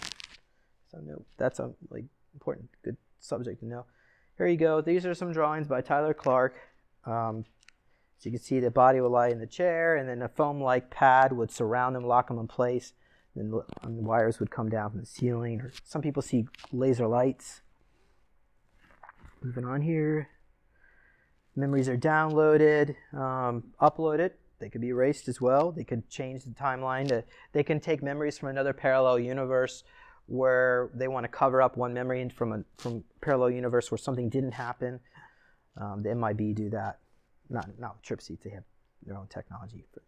And MIB is Division 6 of the ACIO, by the way. Okay, so we got it. Accelerated learning sessions. Yep, this is what we talked about. Uptime from Barry King, Peasmore. That's actually drawn by Barry King. So, Stargate chair. Here we go. Montauk. This was drawn by William Ross. So I don't really have too much information about that. But the next one, let's see. Is that Stargate or Stargate? Yeah. Oh, You are absolutely right. That's what happens when you don't do enough proofreading. So let's change that because that is embarrassing. So now we have soul chairs. So Soul chair or soul train? well, it could be a soul train. Essentially, you become, when you sit in this, you become invisible. So this is actually gray technology. I don't know which. I mean, there's so many different grays, but it's a pinkish color crystal technology. I'm going to have to get through this as soon as possible before my battery goes dead. But yeah, so there you go. You become invisible and their soul gets taken away. The SSP wants to get a hold of this. I don't think they have access. HET, this was whistleblower Supertech DSF. On that soul chair, do they try to extract souls? You sit in it, then your soul is taken away temporarily. Then I'm assuming that when you stand up, the soul comes back. So they probably use that they create like clone avatar bodies, and you can interface on the ship in their form. So HET was invented by this German, I know I wrote it on here somewhere, Dr. Gabriel.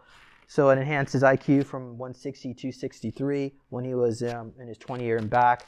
He was an engineer on a craft in the Deep Space Fleet. So it was designed to basically help test tube babies that were becoming psychotic, and they wanted a way to help program them. And then they found they could do this blank slate technology. So at the end, the last line you see down there, they would scan him when he was on the base. They would scan him weekly, and they would take these scans, the composite of the scans, and reverse it at the end of his service. And then he would lay in this bed for about 3 weeks, and they would reverse his age with it. So it is immortality tech as well. Alex Diaz, so I did missions with him. He was AKA Bloodstreak, because Adam was a dreadnought with an Alpha Squad 45. He was known for using blunt weapons, and he described our avatars as looking. I mean, obviously that's a drawing, but it would look like that. Different types of weapons, Terminator eyes. I'm trying to move on here fast as I can. Here's some more weapons that we would use, sniper weapons, much more advanced than you would see in the public sector. Moving on here, this is a lot of this is drawn by Felton. The one on the far left was Spindler. These are all the people I've interviewed. The knife that you see, that blade, it actually spins around. So that's called the weapon of the gods. It's used by reptilians in their battle ceremonies. You do not want to get cut by that thing. That will mess you up bad. But even really all this stuff. This thing spins. It's like there's like a circle in here. It spins. It's like a serrated blade. And there's probably some femtotech involved in that too, where it injects you when you get cut. So that right there, the being on the far right is one of the glass beings with the glass skulls. And I have that there because they have weapons that can pop out of their back. It can pop out of their skin. Mars mission. We saw this. This was a regression that I did. I saw this Cuban language symbols. There was an argument with the human scientists. They wanted to. The reptilians were not being obedient. Reptilian science were not being obedient. They sent us in to take care of it. We opened up a portal to let them out. You can see right here what they look like. Well, sort of what. I mean, obviously, it's not exactly what they look like, but. They said reptilians told us that humans disgust them. They want us off Mars. We were given the orders to kill them, but we refused to kill them. Us as their super soldier alter, because we're part reptilian, so it's like killing our family members. They said the American general is ignorant, and in the book, I think I had the name of the general in here. If you want to know about that. Okay. Almost done. Mars mission, yeah, so they take us to a small tube where they shrink us down afterward, and they wipe our memories in those trip chairs. This was drawn by Alex. And they punished us. They punished us in that particular mission for non-compliance. I do want to mention, unfortunately, Alex I'm not working with Alex anymore because he murdered his girlfriend in 2013 and he's in prison. So obviously, being involved in this stuff is not necessarily. I tried to help him out, but he was known as Bloodstreak. He liked using blunt weapons, so I guess that alter came out. But there's my book, and I got forward by James Rink. I'm not really out of time to go on, but there you go. And this is Penny's chance to talk. I want to make sure I have enough battery power for. Ask a question. Yeah, I guess we could do a few questions. Go ahead. What do they do to wipe a person's memory? Well, that would be the TRIP-C technology. With the lasers, they come down and they can change the memories around in the aura. They actually they take the memories, because the memories are not stored in the mind, they're stored in the aura. So all you got to do is you have to use holograms to kind of push it into a little pocket, where that's why they make the trauma and they put the memories there.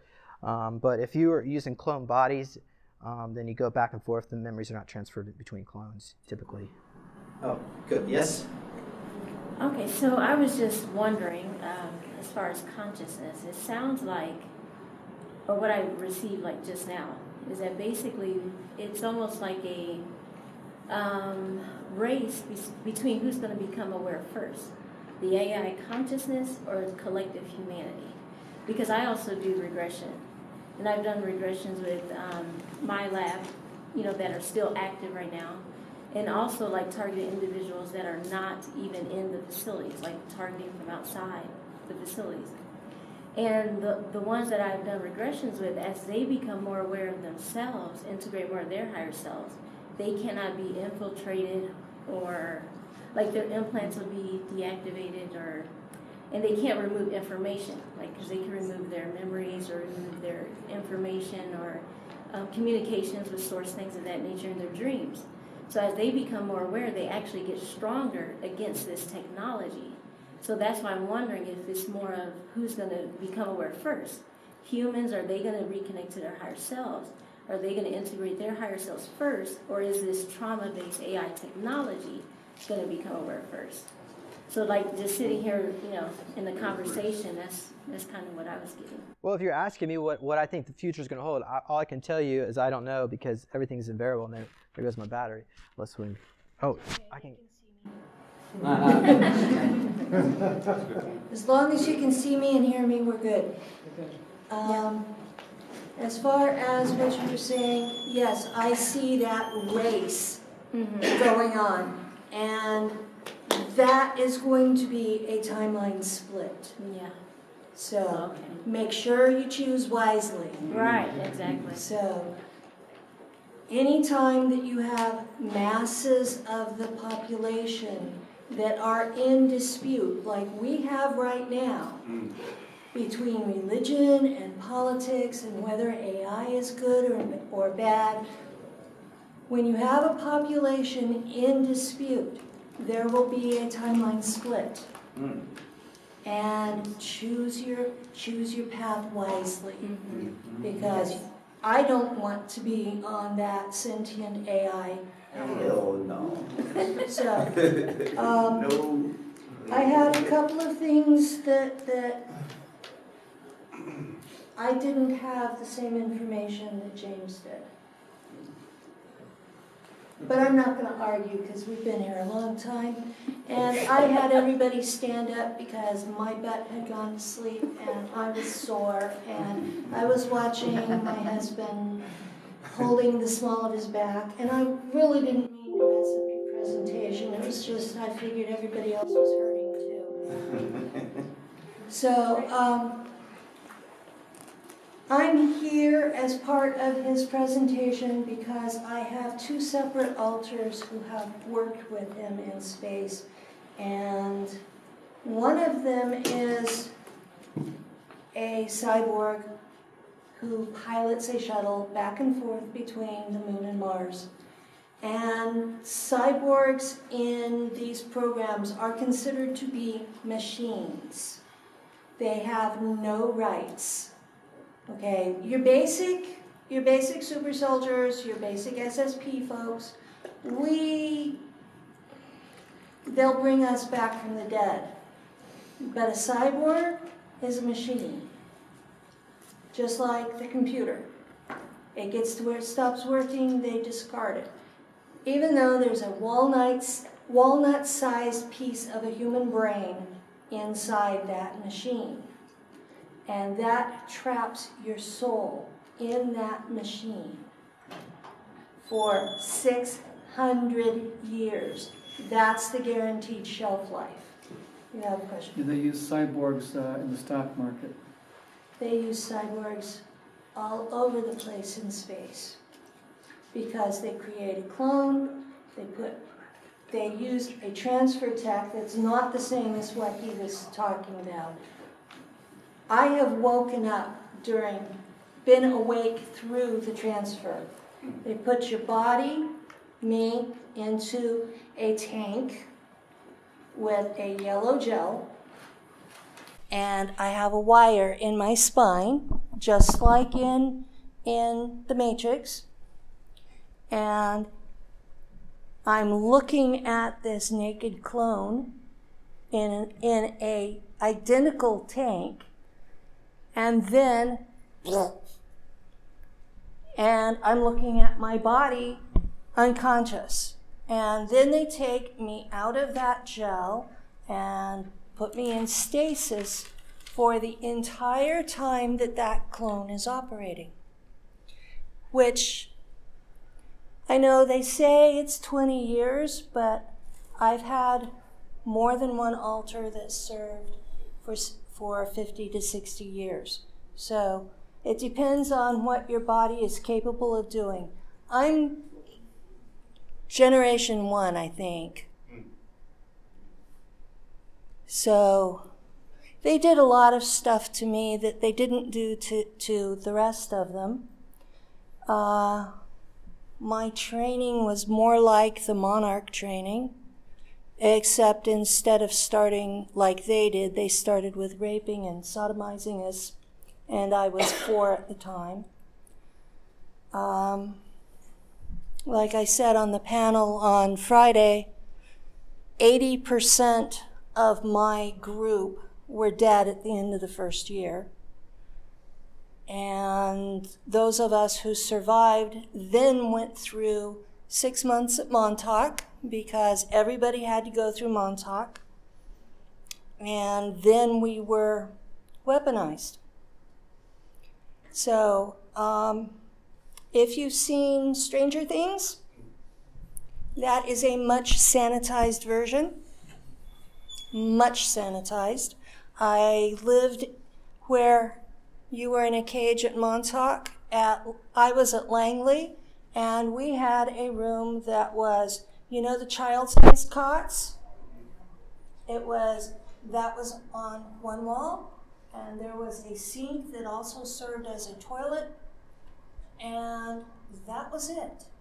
When they turned the lights out, you were in the dark, there were no windows, you were there by yourself. And when they pulled you out, you weren't allowed to talk to anybody. They had mind wiped me first, so I had no memory. I didn't know anything. And they spoke minimal English to us. There was not a lot of speech, so I had like 500 words, and they were in basic English. And by the time I was 9, they sent me through the Mars jump gate that is in New York City, and I was on Elis Prima. That's how you say it. And I was taught German. Actually, a German dialect that's called Schwabisch. And on Earth, that's a hillbilly form of German. In Nachtwaffen, that's what we speak. That's our language. So my German is a little bit different than what people say. So Elis Prima started off as a base that formed a colony around it. And eventually, the base Neuschwabenland in Antarctica was transferred to a new colony on Mars that they called Neu-Berlin. So Antarctica may not have any Germans left because they transferred the capital to Mars. So what was going on in the whole move to Antarctica thing was the aristocracy were Teutonic Knights. And they were watching Hitler listen to astrologers and lose the war. And they were watching good people die. Now, Hitler had been a hero at the beginning because the bankers, the bankers that are destroying us, they had targeted Germany first. And Hitler was beating them. And that's why he was a hero. He saved the German people from starvation. So you have to think about all of this stuff you've been taught is propaganda. You have to listen to the other side before you judge this man. Yes, he was very wrong to kill the Jews. Very wrong. But you got to understand that as soon as they won the war in Germany, the Allied powers took all of those German veterans and put them in camps and starved them to death. They killed 5 million German veterans in a matter of 6 months. So are they any better? Seriously. This was a time frame. The 20th century, governments killed 200 million people. Not just World War II, but the 20th century, governments did this. This is a time of absolute sheer horror. And to demonize one leader because he was just like the rest, that's kind of hypocrisy in my book. Now, I know the story because I learned it in Shula on Mars. So I got there at age 9. I didn't speak German. They taught Prussian style. You sit in desks, you repeat everything out loud, you say it wrong, you get your finger whacked with a ruler. You learn German real fast that way.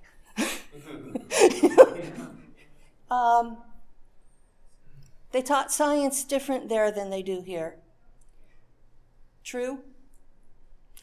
There, electric universe and quantum mechanics are how everything works. Relativity has too many errors, major errors. The speed of light isn't even a real thing. It isn't. It's a wave motion, and a wave motion inside of I blanked on the word, medium. It's a wave motion inside of a medium. So there is no speed of light. There is no limit to how fast you can go. So, now, how do I know Mr. Rink? All right, my cyborg shuttle pilot that never gets to sleep, never gets fed, just pilots 24/7, is the main group that transports Mr. Rink's group around the solar system. From Kruger at that time. That's Kruger. She works for Kruger, or she is owned by Kruger. I should put it that way. It's probably owned by Kruger too. That's how they probably view it. They view us, whether we're human or in a clone or in a cyborg, we are basically property. We are trucks. We have serial numbers. I know what mine is, and I didn't bring it. Does it start with a 1? Like Gen 1? No, it's a 5-digit number, and Ileana the Star Traveler pulled it up. She accessed the files. So there were 4 of us that she got the numbers for. So yeah, I have a serial number. And that's been a difficult thing to wrap my head around, because I was woken up by an NSA agent who used my Remember code. So that was in 2013. So I've only had the last 6 years to get accustomed to the idea that I'm not legally a person. I wasn't considered a citizen before because I'm half native. I'm a prisoner of war. So I'm a prisoner of war and a property and have no rights under the law. And I come to these conferences where I'm told, oh, just raise your vibration. I get shot at with energy weapons. Just raise your vibration. Well, that may be why they haven't managed to kill me, is that my vibration is just high enough that the weapons hurt instead of kill. So I've been shot 10 times and I'm still here to tell the tale. God bless you. So anyway, I shuttle him back and forth, and that art that he has of him in the exoskeleton, we got from him doing a regression on me, specifically to tell the artist, to describe that to the artist. And yes, I am left-handed. So we had a really hard time because I had programming that they didn't want me to remember that, did they? Was there like some kind of suicide alters? It was Omega programming, which is suicide programming. And so when you're in a regression and you hit that Omega programming, it turns tomato red. And you're like surrounded by giant pink marshmallows that turn tomato red while you're in there. And he was trying to get me to break through that to go find him. And I said, everything just turned red and I can't see anything but red. And he realized what it was and pulled me back out. And then we went in a different direction and had an episode of me dropping his group off on Mars, and they went into a bunker and they went into an underground thing. Well, he had me in the regression talk to him there. Pardon my cussing, but he told me to piss off. Well, you said it's more like this. Hi, I'm Penney Bradley, and we're doing a regression with James Rink on planet Earth, and we would like to know if you have any questions for me? Like, yeah, questions for me. And then I turned around and told her to, F off. And I just walked away. Yeah. But aren't they? I mean, first of all, they're not even aware that planet Earth has any life on it. No. Out there, we are told that there was a cobalt war here, and that Earth will be uninhabitable for the next 10,000 years. And it was done by ETs, aliens. It was done by ETs. Which is used as an excuse to attack extraterrestrials to steal their tech. Exactly. And there are wars between the factions. But the particular war on Mars that he was talking about, the Germans started. Okay, they came to both the moon and Mars as allies of the Draco. Okay? Every inch of territory in the solar system is already owned by someone. You have to have an alliance to have a place to put a base. Well, Draco territory on Mars is not really suitable for humans. So the Germans, being the Germans, they got these bombs and they found the places they wanted to live, and they nuked them. Now, I know we didn't have neutron bombs on Earth in 1959. But the Germans had them on Mars in 1959. And they used neutron bombs on the Raptors and on the Mantids. And that war continued from 1959 to 1990, Earth time.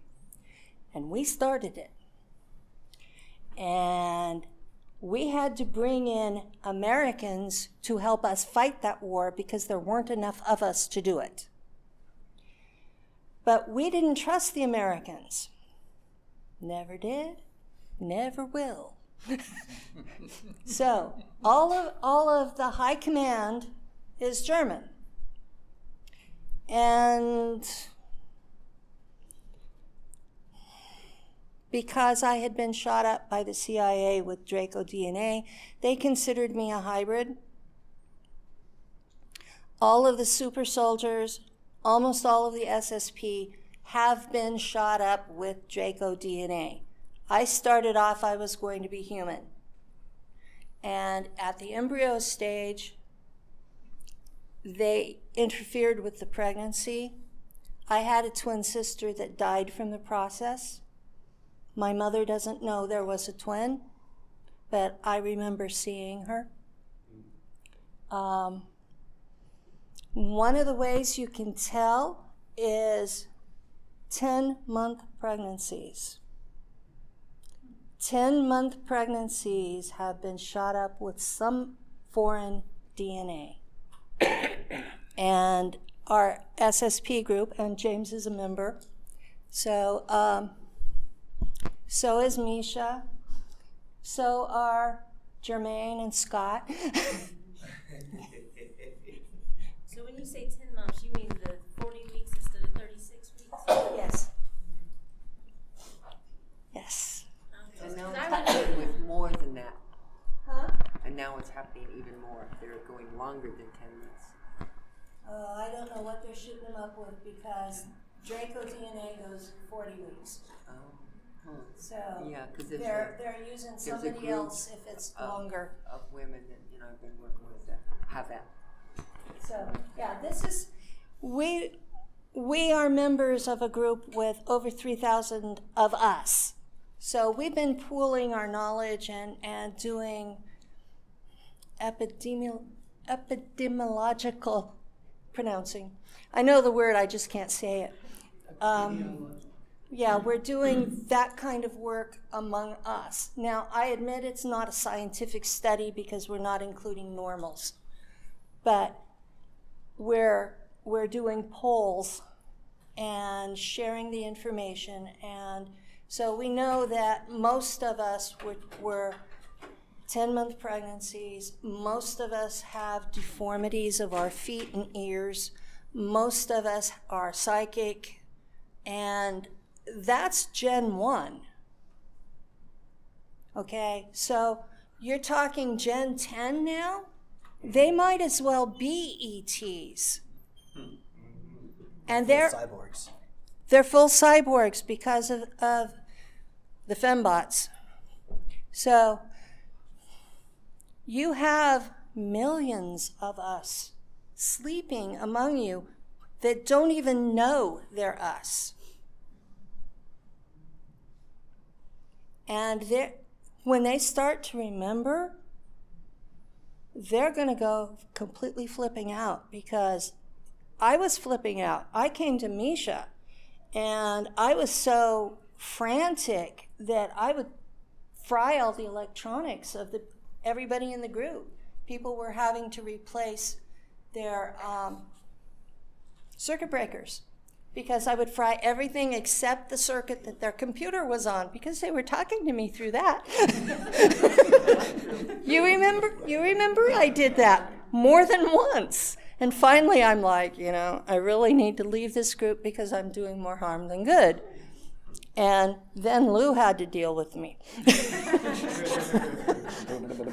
So, it took me a good 3 years to get to where I was stable enough to be of any use to anybody else.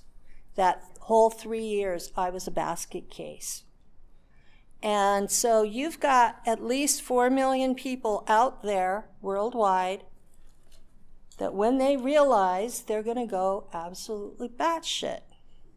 And no amount of telling them to be positive is going to help, because you have nightmares of killing people. My nightmares were so intense, I could taste their blood. So this is something that these people are going to need help, not judgment. Because they've been mind controlled and they've done some horrible, horrible, horrible things that they're going to have to live with the rest of their lives. And most of us, at least the earth level, do have an ethical compass. So we feel guilty about what we did, even though we didn't, the me here didn't do it. So I've reintegrated 30 altars. And every single one of them has been violent. Every single one of them has committed what on earth would be capital offenses. And I know I have to live with that. So when people tell me I'm a hero, people tell me I have courage, people tell me that I'm a role model, I'm like, cognitive dissonance, this ain't real. I know what I am. I am a destroyer of worlds in more than one altar. And I'm trying to atone for that by stopping the atrocities going forward. Now, my other altar that knows James was on a crew of his. And we were going into one of the cyborg factories on Mars. And Penny was activated inside that clone or cyborg or whatever it was. And we're in this cyborg factory. And I see rows and rows and rows and rows of the bodies, you know, the robots. And I'm okay so far, freaking out a little. But then I saw the live humans who had been kidnapped from Earth hanging on a single meat hook through their spine. Blood. And my gut reaction was revulsion, panic. Well, when I panic, I send out this EMF pulse. And I exploded the place and probably killed those altars. Although I knew James at the time, and he gave me hell because he got in trouble for what I had done. I don't remember any of this. It's okay. Yeah, like I don't remember a lot of things that are said to me or at me because we shift altars. Now, when you're dealing with SSP people or super soldiers, we blank out while we're talking because the stress gets to be too much and we shift altars. So you can go along and all of a sudden you're talking to somebody else, and if you're not paying attention, you don't know. So, because we all have induced dissociative identity disorder. Now, you know that multiple personality disorder? Did you ever hear about that before 1960? That movie All About Eve, I think that was out in the late 50s. You know, with Joanne Woodward. That was when it started. When Operation High Jump failed, the deal with the Germans, yeah, it's a partnership, but America's the junior partner. And America has been chafing under that ever since. And so 20 years or so later, they came up with Solar Warden. Okay, ICC, planetary, is really called Planetary Corporations. And Remember those bankers that were after the Germans? Yes. ICC is those bankers. Solar Warden is the Americans taking World War II back into space. The Germans just wanted to be free, wanted to go do their thing without all the hassles. So they're being pursued. Now, this is how we see it. We don't interact with them. We don't deal with them. We handle our own stuff. We make deals for when we do need help. But we work with the Draco, and they're scared of us. So is it Solar Warden that was putting those people on meat hooks? And Darkfleet was going out there to rescue them? It was the bankers, the ICC. That would be the same group that Randy Kramer works with. No, he worked Mars with Defense Force. he works with the Marines. Yeah. They come in from our perspective in Nachtwaffen. Kruger and Monarch are mercenaries. And from our perspective, the only difference between them is Monarch shoots up their people with black goo, and Kruger doesn't. They both sell their services for whatever the going rate is. So from the Nachtwaffen perspective, you guys are just mercenaries, soldiers for hire, and the soldiers aren't getting paid. So Certainly don't get like Blackwater. Exactly like Blackwater. And, or what do they call them now? Academy? So, okay. So are the bankers bloodline? Who are the bankers? the bankers are Zionist? Because you're saying they're not Draco? they're human. Rothschilds, Rockefellers. Rothschilds, Rockefellers, George Soros. some of the Knights Templar, The owners of the Federal Reserve. the owners of the Federal Reserve. They're all in this conglomerate, and they are operating a lot of the corporations. So they have 150 corporations plus the bankers, and that's ICC. But we have this group, the core team, which is like 5 ET races that are working with the Labyrinth group. And the Labyrinth group, he didn't say, is part of the NSA.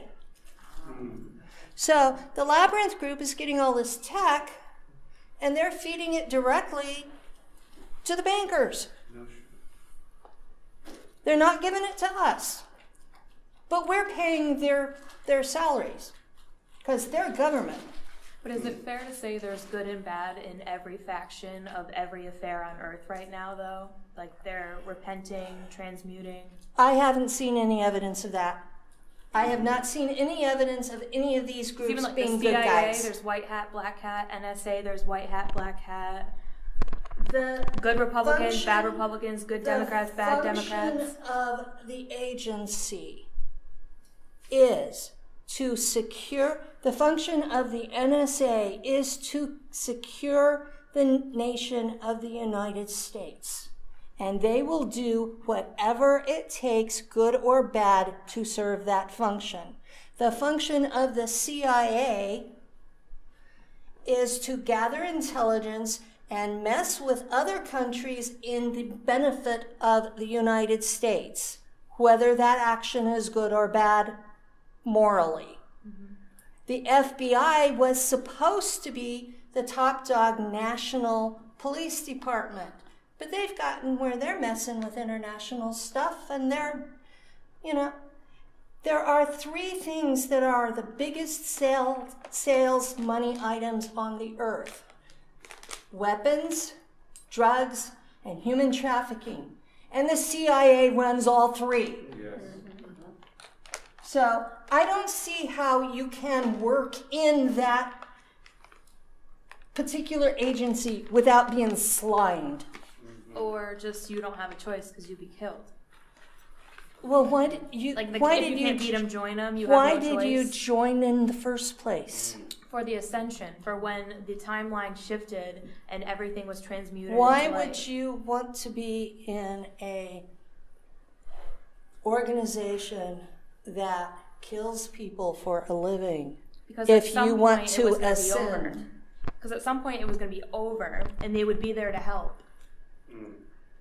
That is illogical. I'm sorry, that is completely illogical. Well, I mean, I'm noticing it. The only way I can see that, maybe not the way you explained it, but like maybe they didn't know what they were signing up for, and once they were in, they were like, Okay, I can see I can see waking up while you're in there. Yeah. It do. That one I can see. And then you're stuck. Yeah, by then you're recruiting. well, then you're compromised by that point, yes. Yeah. Right, and then there might be some that might be wanting to infiltrate. They might be serving good and just infiltrating. Secret agent. Yeah. Secret Because mission. if dark ones can infiltrate, then light What's your ones can guys' infiltrate. suggestion? What's the suggestion? My suggestion is How can real, I help? real easy. Congress has oversight of the CIA. Yep. We're working on that. Push your Congress critter and senators to open a new church commission to investigate the CIA kidnapping children. Okay. Don't mention space. Don't mention Pizzagate. Just investigate the CIA kidnapping children. Okay. Can you That- help with that? That's the one thing that I've been saying at every conference, every interview I do. And you can substantiate what, I got you in front of somebody, you could substantiate what you're saying? I don't have proof. But can you help, could you even get gray proof? Maybe not black and white, can you get gray proof? I was at Langley. So you could, Langley is CIA headquarters. and so you can tell them the things that, Yes, I'll I help, have I'll CIA. help in what I can. I have Get you in front of- declassified CIA documents Okay. that put you in the territory. I cannot yet prove that I was physically there. No, as long as you can talk to them and get some credibility. Yeah. Also get people talking about it on a mainstream level. That's the main thing. Jermaine? James, Are you aware of QAnon? Because QAnon. I am aware of QAnon and I consider it a psyop. But no, look, QAnon has been exposed in Pizzagate. It's been exposed in Epstein. How you been raping children, murdering. QAnon told people to trust the plan. That takes control out of your hands, makes you a passive victim. No, not passive. That we are is finding the truth. We are like a It's- dragon. We are saying trusting the plan. Like this person because I said so. No, it's ET Yes, stuff. I've seen him do the it. Trip codes on Google Books, find books like they will talk about ascension, about raising your conscience, about empowering yourself. William Cooper, who died during Bill the- Cooper I follow. Yeah. QAnon I don't. No, William Thompson. Yeah, Bill Cooper, William Thompson, who recently died. Bill Cooper I will listen to. Yes, he was in the QAnon I Navy. will not. Bill Cooper said, don't believe it even if I say it if you can't prove it. If QAnon is a psyop, then let's imagine as if QAnon was never a thing. What condition the state of the United States would be in if there was no QAnon? The truthers and the sovereigns were the only part of the American culture who had the training in research and law to be able to defend the republic. And they are being spun in circles by QAnon. We are fighting the truth. This is like we're not being manipulated. Once you expose negativity, right, and is there something that can basically, because once you have, then there's always what happens is a retaliation. So do you have a solution for that retaliation? Because if we can prove that NASA or CIA or not, NSA and all of those are doing things. I went to this NASA thing with my husband, and I'm not in this circle, so this was really strange for me. And they made a huge push for children to sign up for like when they want to go to Mars. And I thought, And I said to my husband, this is such a bizarre thing. I mean, they're taking their names and addresses down. My best So I friend was a is in little strange by that, Australia, so I and get what he you're was saying. he was brought to America in junior high age and spent a year in space camp. Yeah. Yeah. And that was when he became a super soldier. Yeah, I don't. All I know is they're very much advocating that. It was just last year. I was just like, wow, they're really pushing for. So my point is that if we're gonna expose something, I just want to make sure we have a plan that will be implemented that is positive. That's going to be not a retaliation plan, but something that is going to make for a hope. Power never concedes without a fight. It's okay, but we have a solution. Yeah, but we have a lot of people now to help. Do you have a solution? We have a lot of people waking up and figuring out who they are and what they've been involved with and what they're really capable of on a life level. Yeah. I think you were first. Yeah, Penny, just quickly too, as we're talking about the bankers and the banks, don't forget in Rome, the Vatican Bank. Oh yeah. The Vatican. Oh yeah, that's Because a lot of this stuff leads, all roads lead to Rome. The whole Check into that. pyramid that was happening before World War II is still there. It's just this SSP stuff was piled on top. So all of that other stuff is still there. And even on YouTube, there's a lot of beginning disclosure to the Vatican, the Pope, everything. The Pope knows all about the SSP. That's why he keeps saying that we'll just baptize the ETs. They call him the joke Pope. It's the pre-Adamites. That's what the Vatican is. The Vatican is the pre-Adamites on Marduk, when Marduk was destroyed, and the Solstice, which is the remains of the asteroids up between Mars and Jupiter. That's a planet that's from the Orion Empire. They was a part of the Black Weed when they had a rebellion in the Orion Earth Empire. was the center of a empire 20,000 years ago, and we were just as evil then as the SSP is now. You're talking about Atlantis. And the Galactic Police destroyed one of our worlds in the solar system to stop us. And when you look into our history, you will find every so often that there's a destruction. It's because humanity on Earth rises high enough to go into space. And they watch us to see how we're going to behave. And if we do atrocities again, they come back and put us back to the Stone Age. We are a galactic troublemaker. How can we avoid the atrocities, though? Because we're constantly defending ourselves. We're at the bottom of the stack.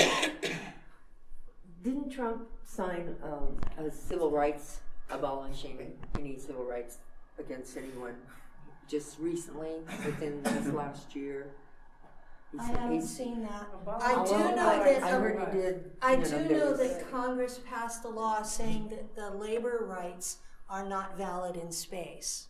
Yes, I saw that. That was Obama's last thing. Well, no, because it means we'll never get paid. We'll never get acknowledged. He also started a slave labor bill.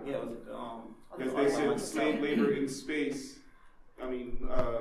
slavery in space can't be prosecuted or something like that. Exactly.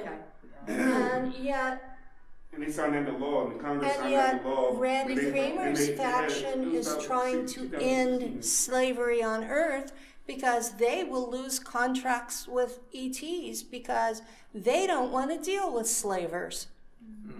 Which means getting rid of money. But that's their rationale for this hoax war, is for them to take over the planet and stop slavery, and do we really want the Department of Defense running the whole world? No.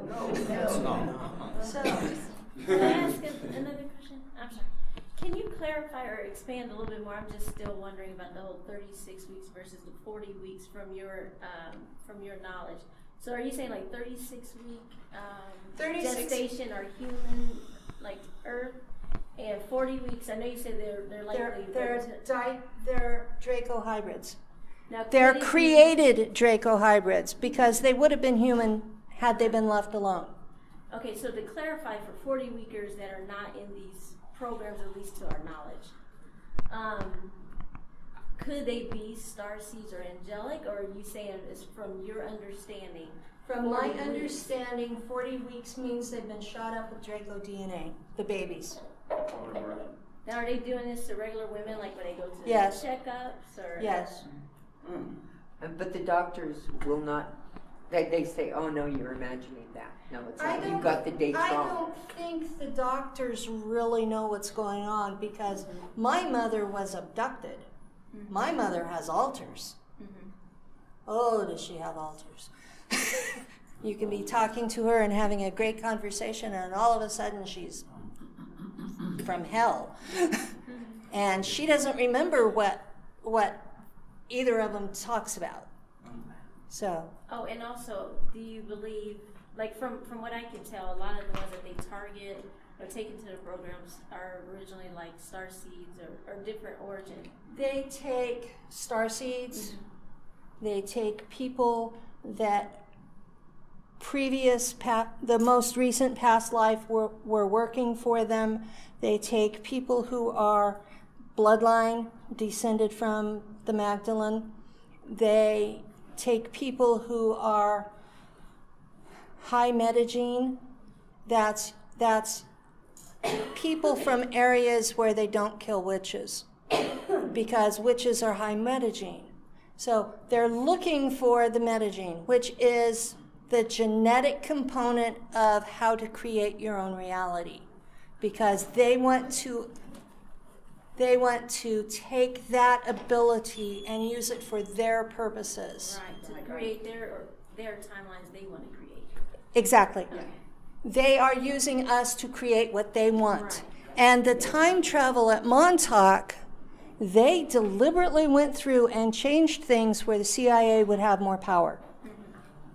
Go back in time and purchase land. They would go back in time and kill people. Like us, yeah, like kill certain, like if they wanted this, they looked at a probability where if they could kill this certain person at this certain time on this farm, then this area of land would be free for them to buy at a certain area. Remember Larry Sollers? So they would send people. Yeah. That was his testimony. Larry Sollers had a testimony that was on YouTube about how he personally was sent back to change the Civil War so that the South would lose, because the North would be stronger against Germany. Yes.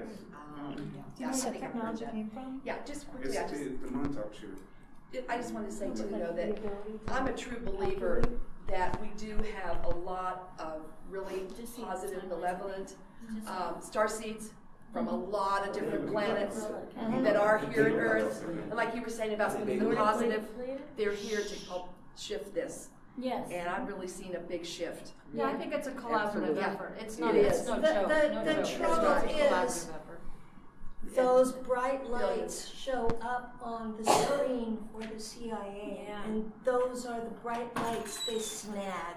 Yeah. But but there's white hats in the CIA. But what I do she's know saying, some that have overcome it.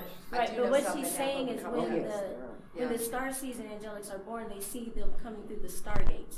So we're tagged as soon as they see us coming in. That's right. Exactly. But I know those that have through the higher frequency. And I know, again, with all due respect, I understand what you went through. We can't even fathom. Right. But there are those that I know that I've worked with that have been able to get protected when they've been attacked. And even for my work, I have been through a major attack as well. Right. And Well, was able to yeah, overcome if it. you're helping people, they're going to want to stop you. Yeah. Just like they've given Misha hell. Yeah. Yeah, right. But they also karmically want this information out there because before they roll out the cyborg, transhumanism, AI, biotech agenda, it's a karmic thing that people have to know what their choices were if they're going to consent to this biotech agenda. Okay, they taught us. So I feel like they want this out. They taught us that stuff in Nachtwaffen. SS stands for Schwarze Sonne, which is Black Sun. And Black Sun is the most intense form of Illuminati on the planet. And that's what we were taught, that this was spiritual truth. And under their rules that they are religiously following, And I have found that the galactic police actually follow the same rules. Okay? They have to generate consent for what they are going to plan to do. So they can do that in fiction. So if you're reading a book, you're watching a movie, you're watching a video on YouTube, at the end of it, you say out loud. It has to be out loud. I do not consent. If you don't say it out loud, you have given consent. Remember the old rape laws, that if you didn't say no, it wasn't rape? That's the way the galaxy works. But the sleepers, they'll want the nonfiction. We cannot get justice on the galactic level unless we start saying no. Yes. And the universe hears no very loudly. Yes. That's why so many psyops are telling people, what you resist persists, is because then you don't say no, and they can keep doing whatever they want.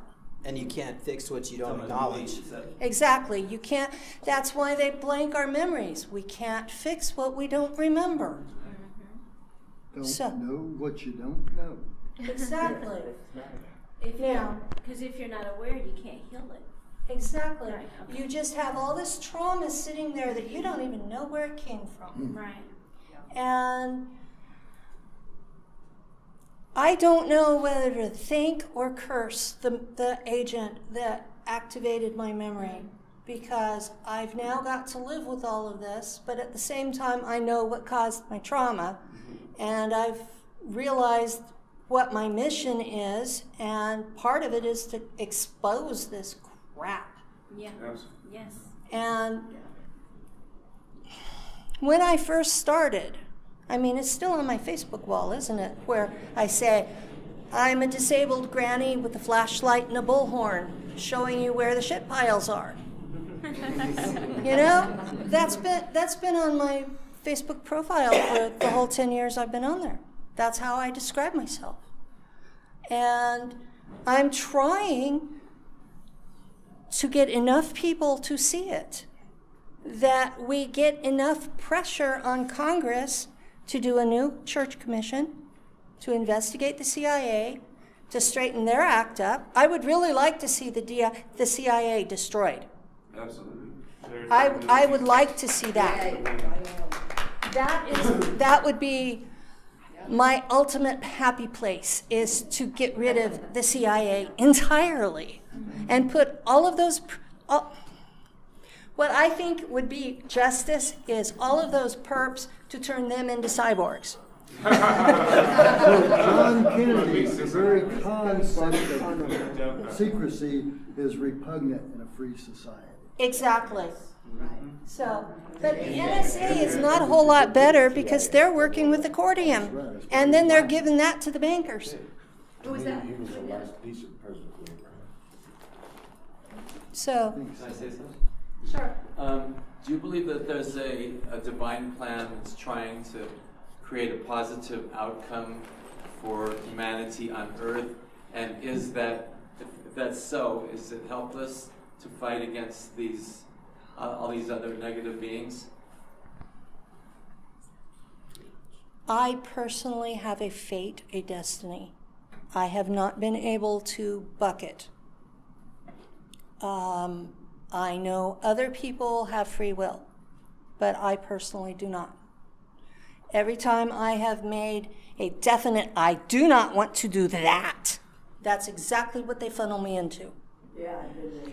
So that's happened to me too many times for me to think there is not a plan of some kind for some of us.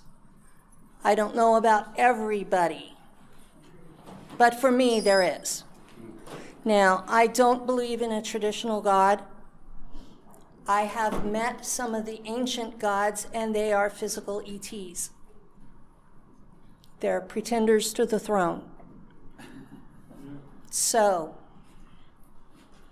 that puts a lot of skepticism when you start talking about a personal deity. I do believe in source, but source is neutral. Source is all about experience. There is no good or bad, it's just experience. What gives you happiness in life? What gives me happiness in life? You want me to be blunt and honest? Yeah. Yes, please. I do beading. I love to do beading. I love to garden. And I like all the normal flesh things. Yeah, I'm still 95% human. So yeah, there are good things in the world, yeah. This place is worth saving. And most of the people are worth saving. But we're going to have to get our asses and do it. Yeah. We're not, no more waiting around for somebody to come rescue us, because they're not coming. Thank you, Penny. Thank you, audience members.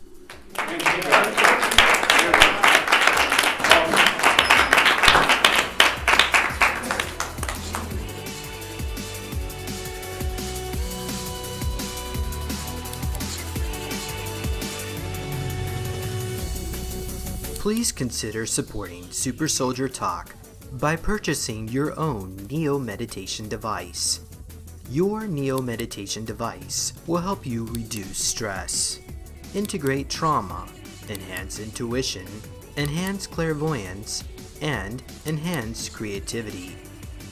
Get yours now at www.neologicaltech.com.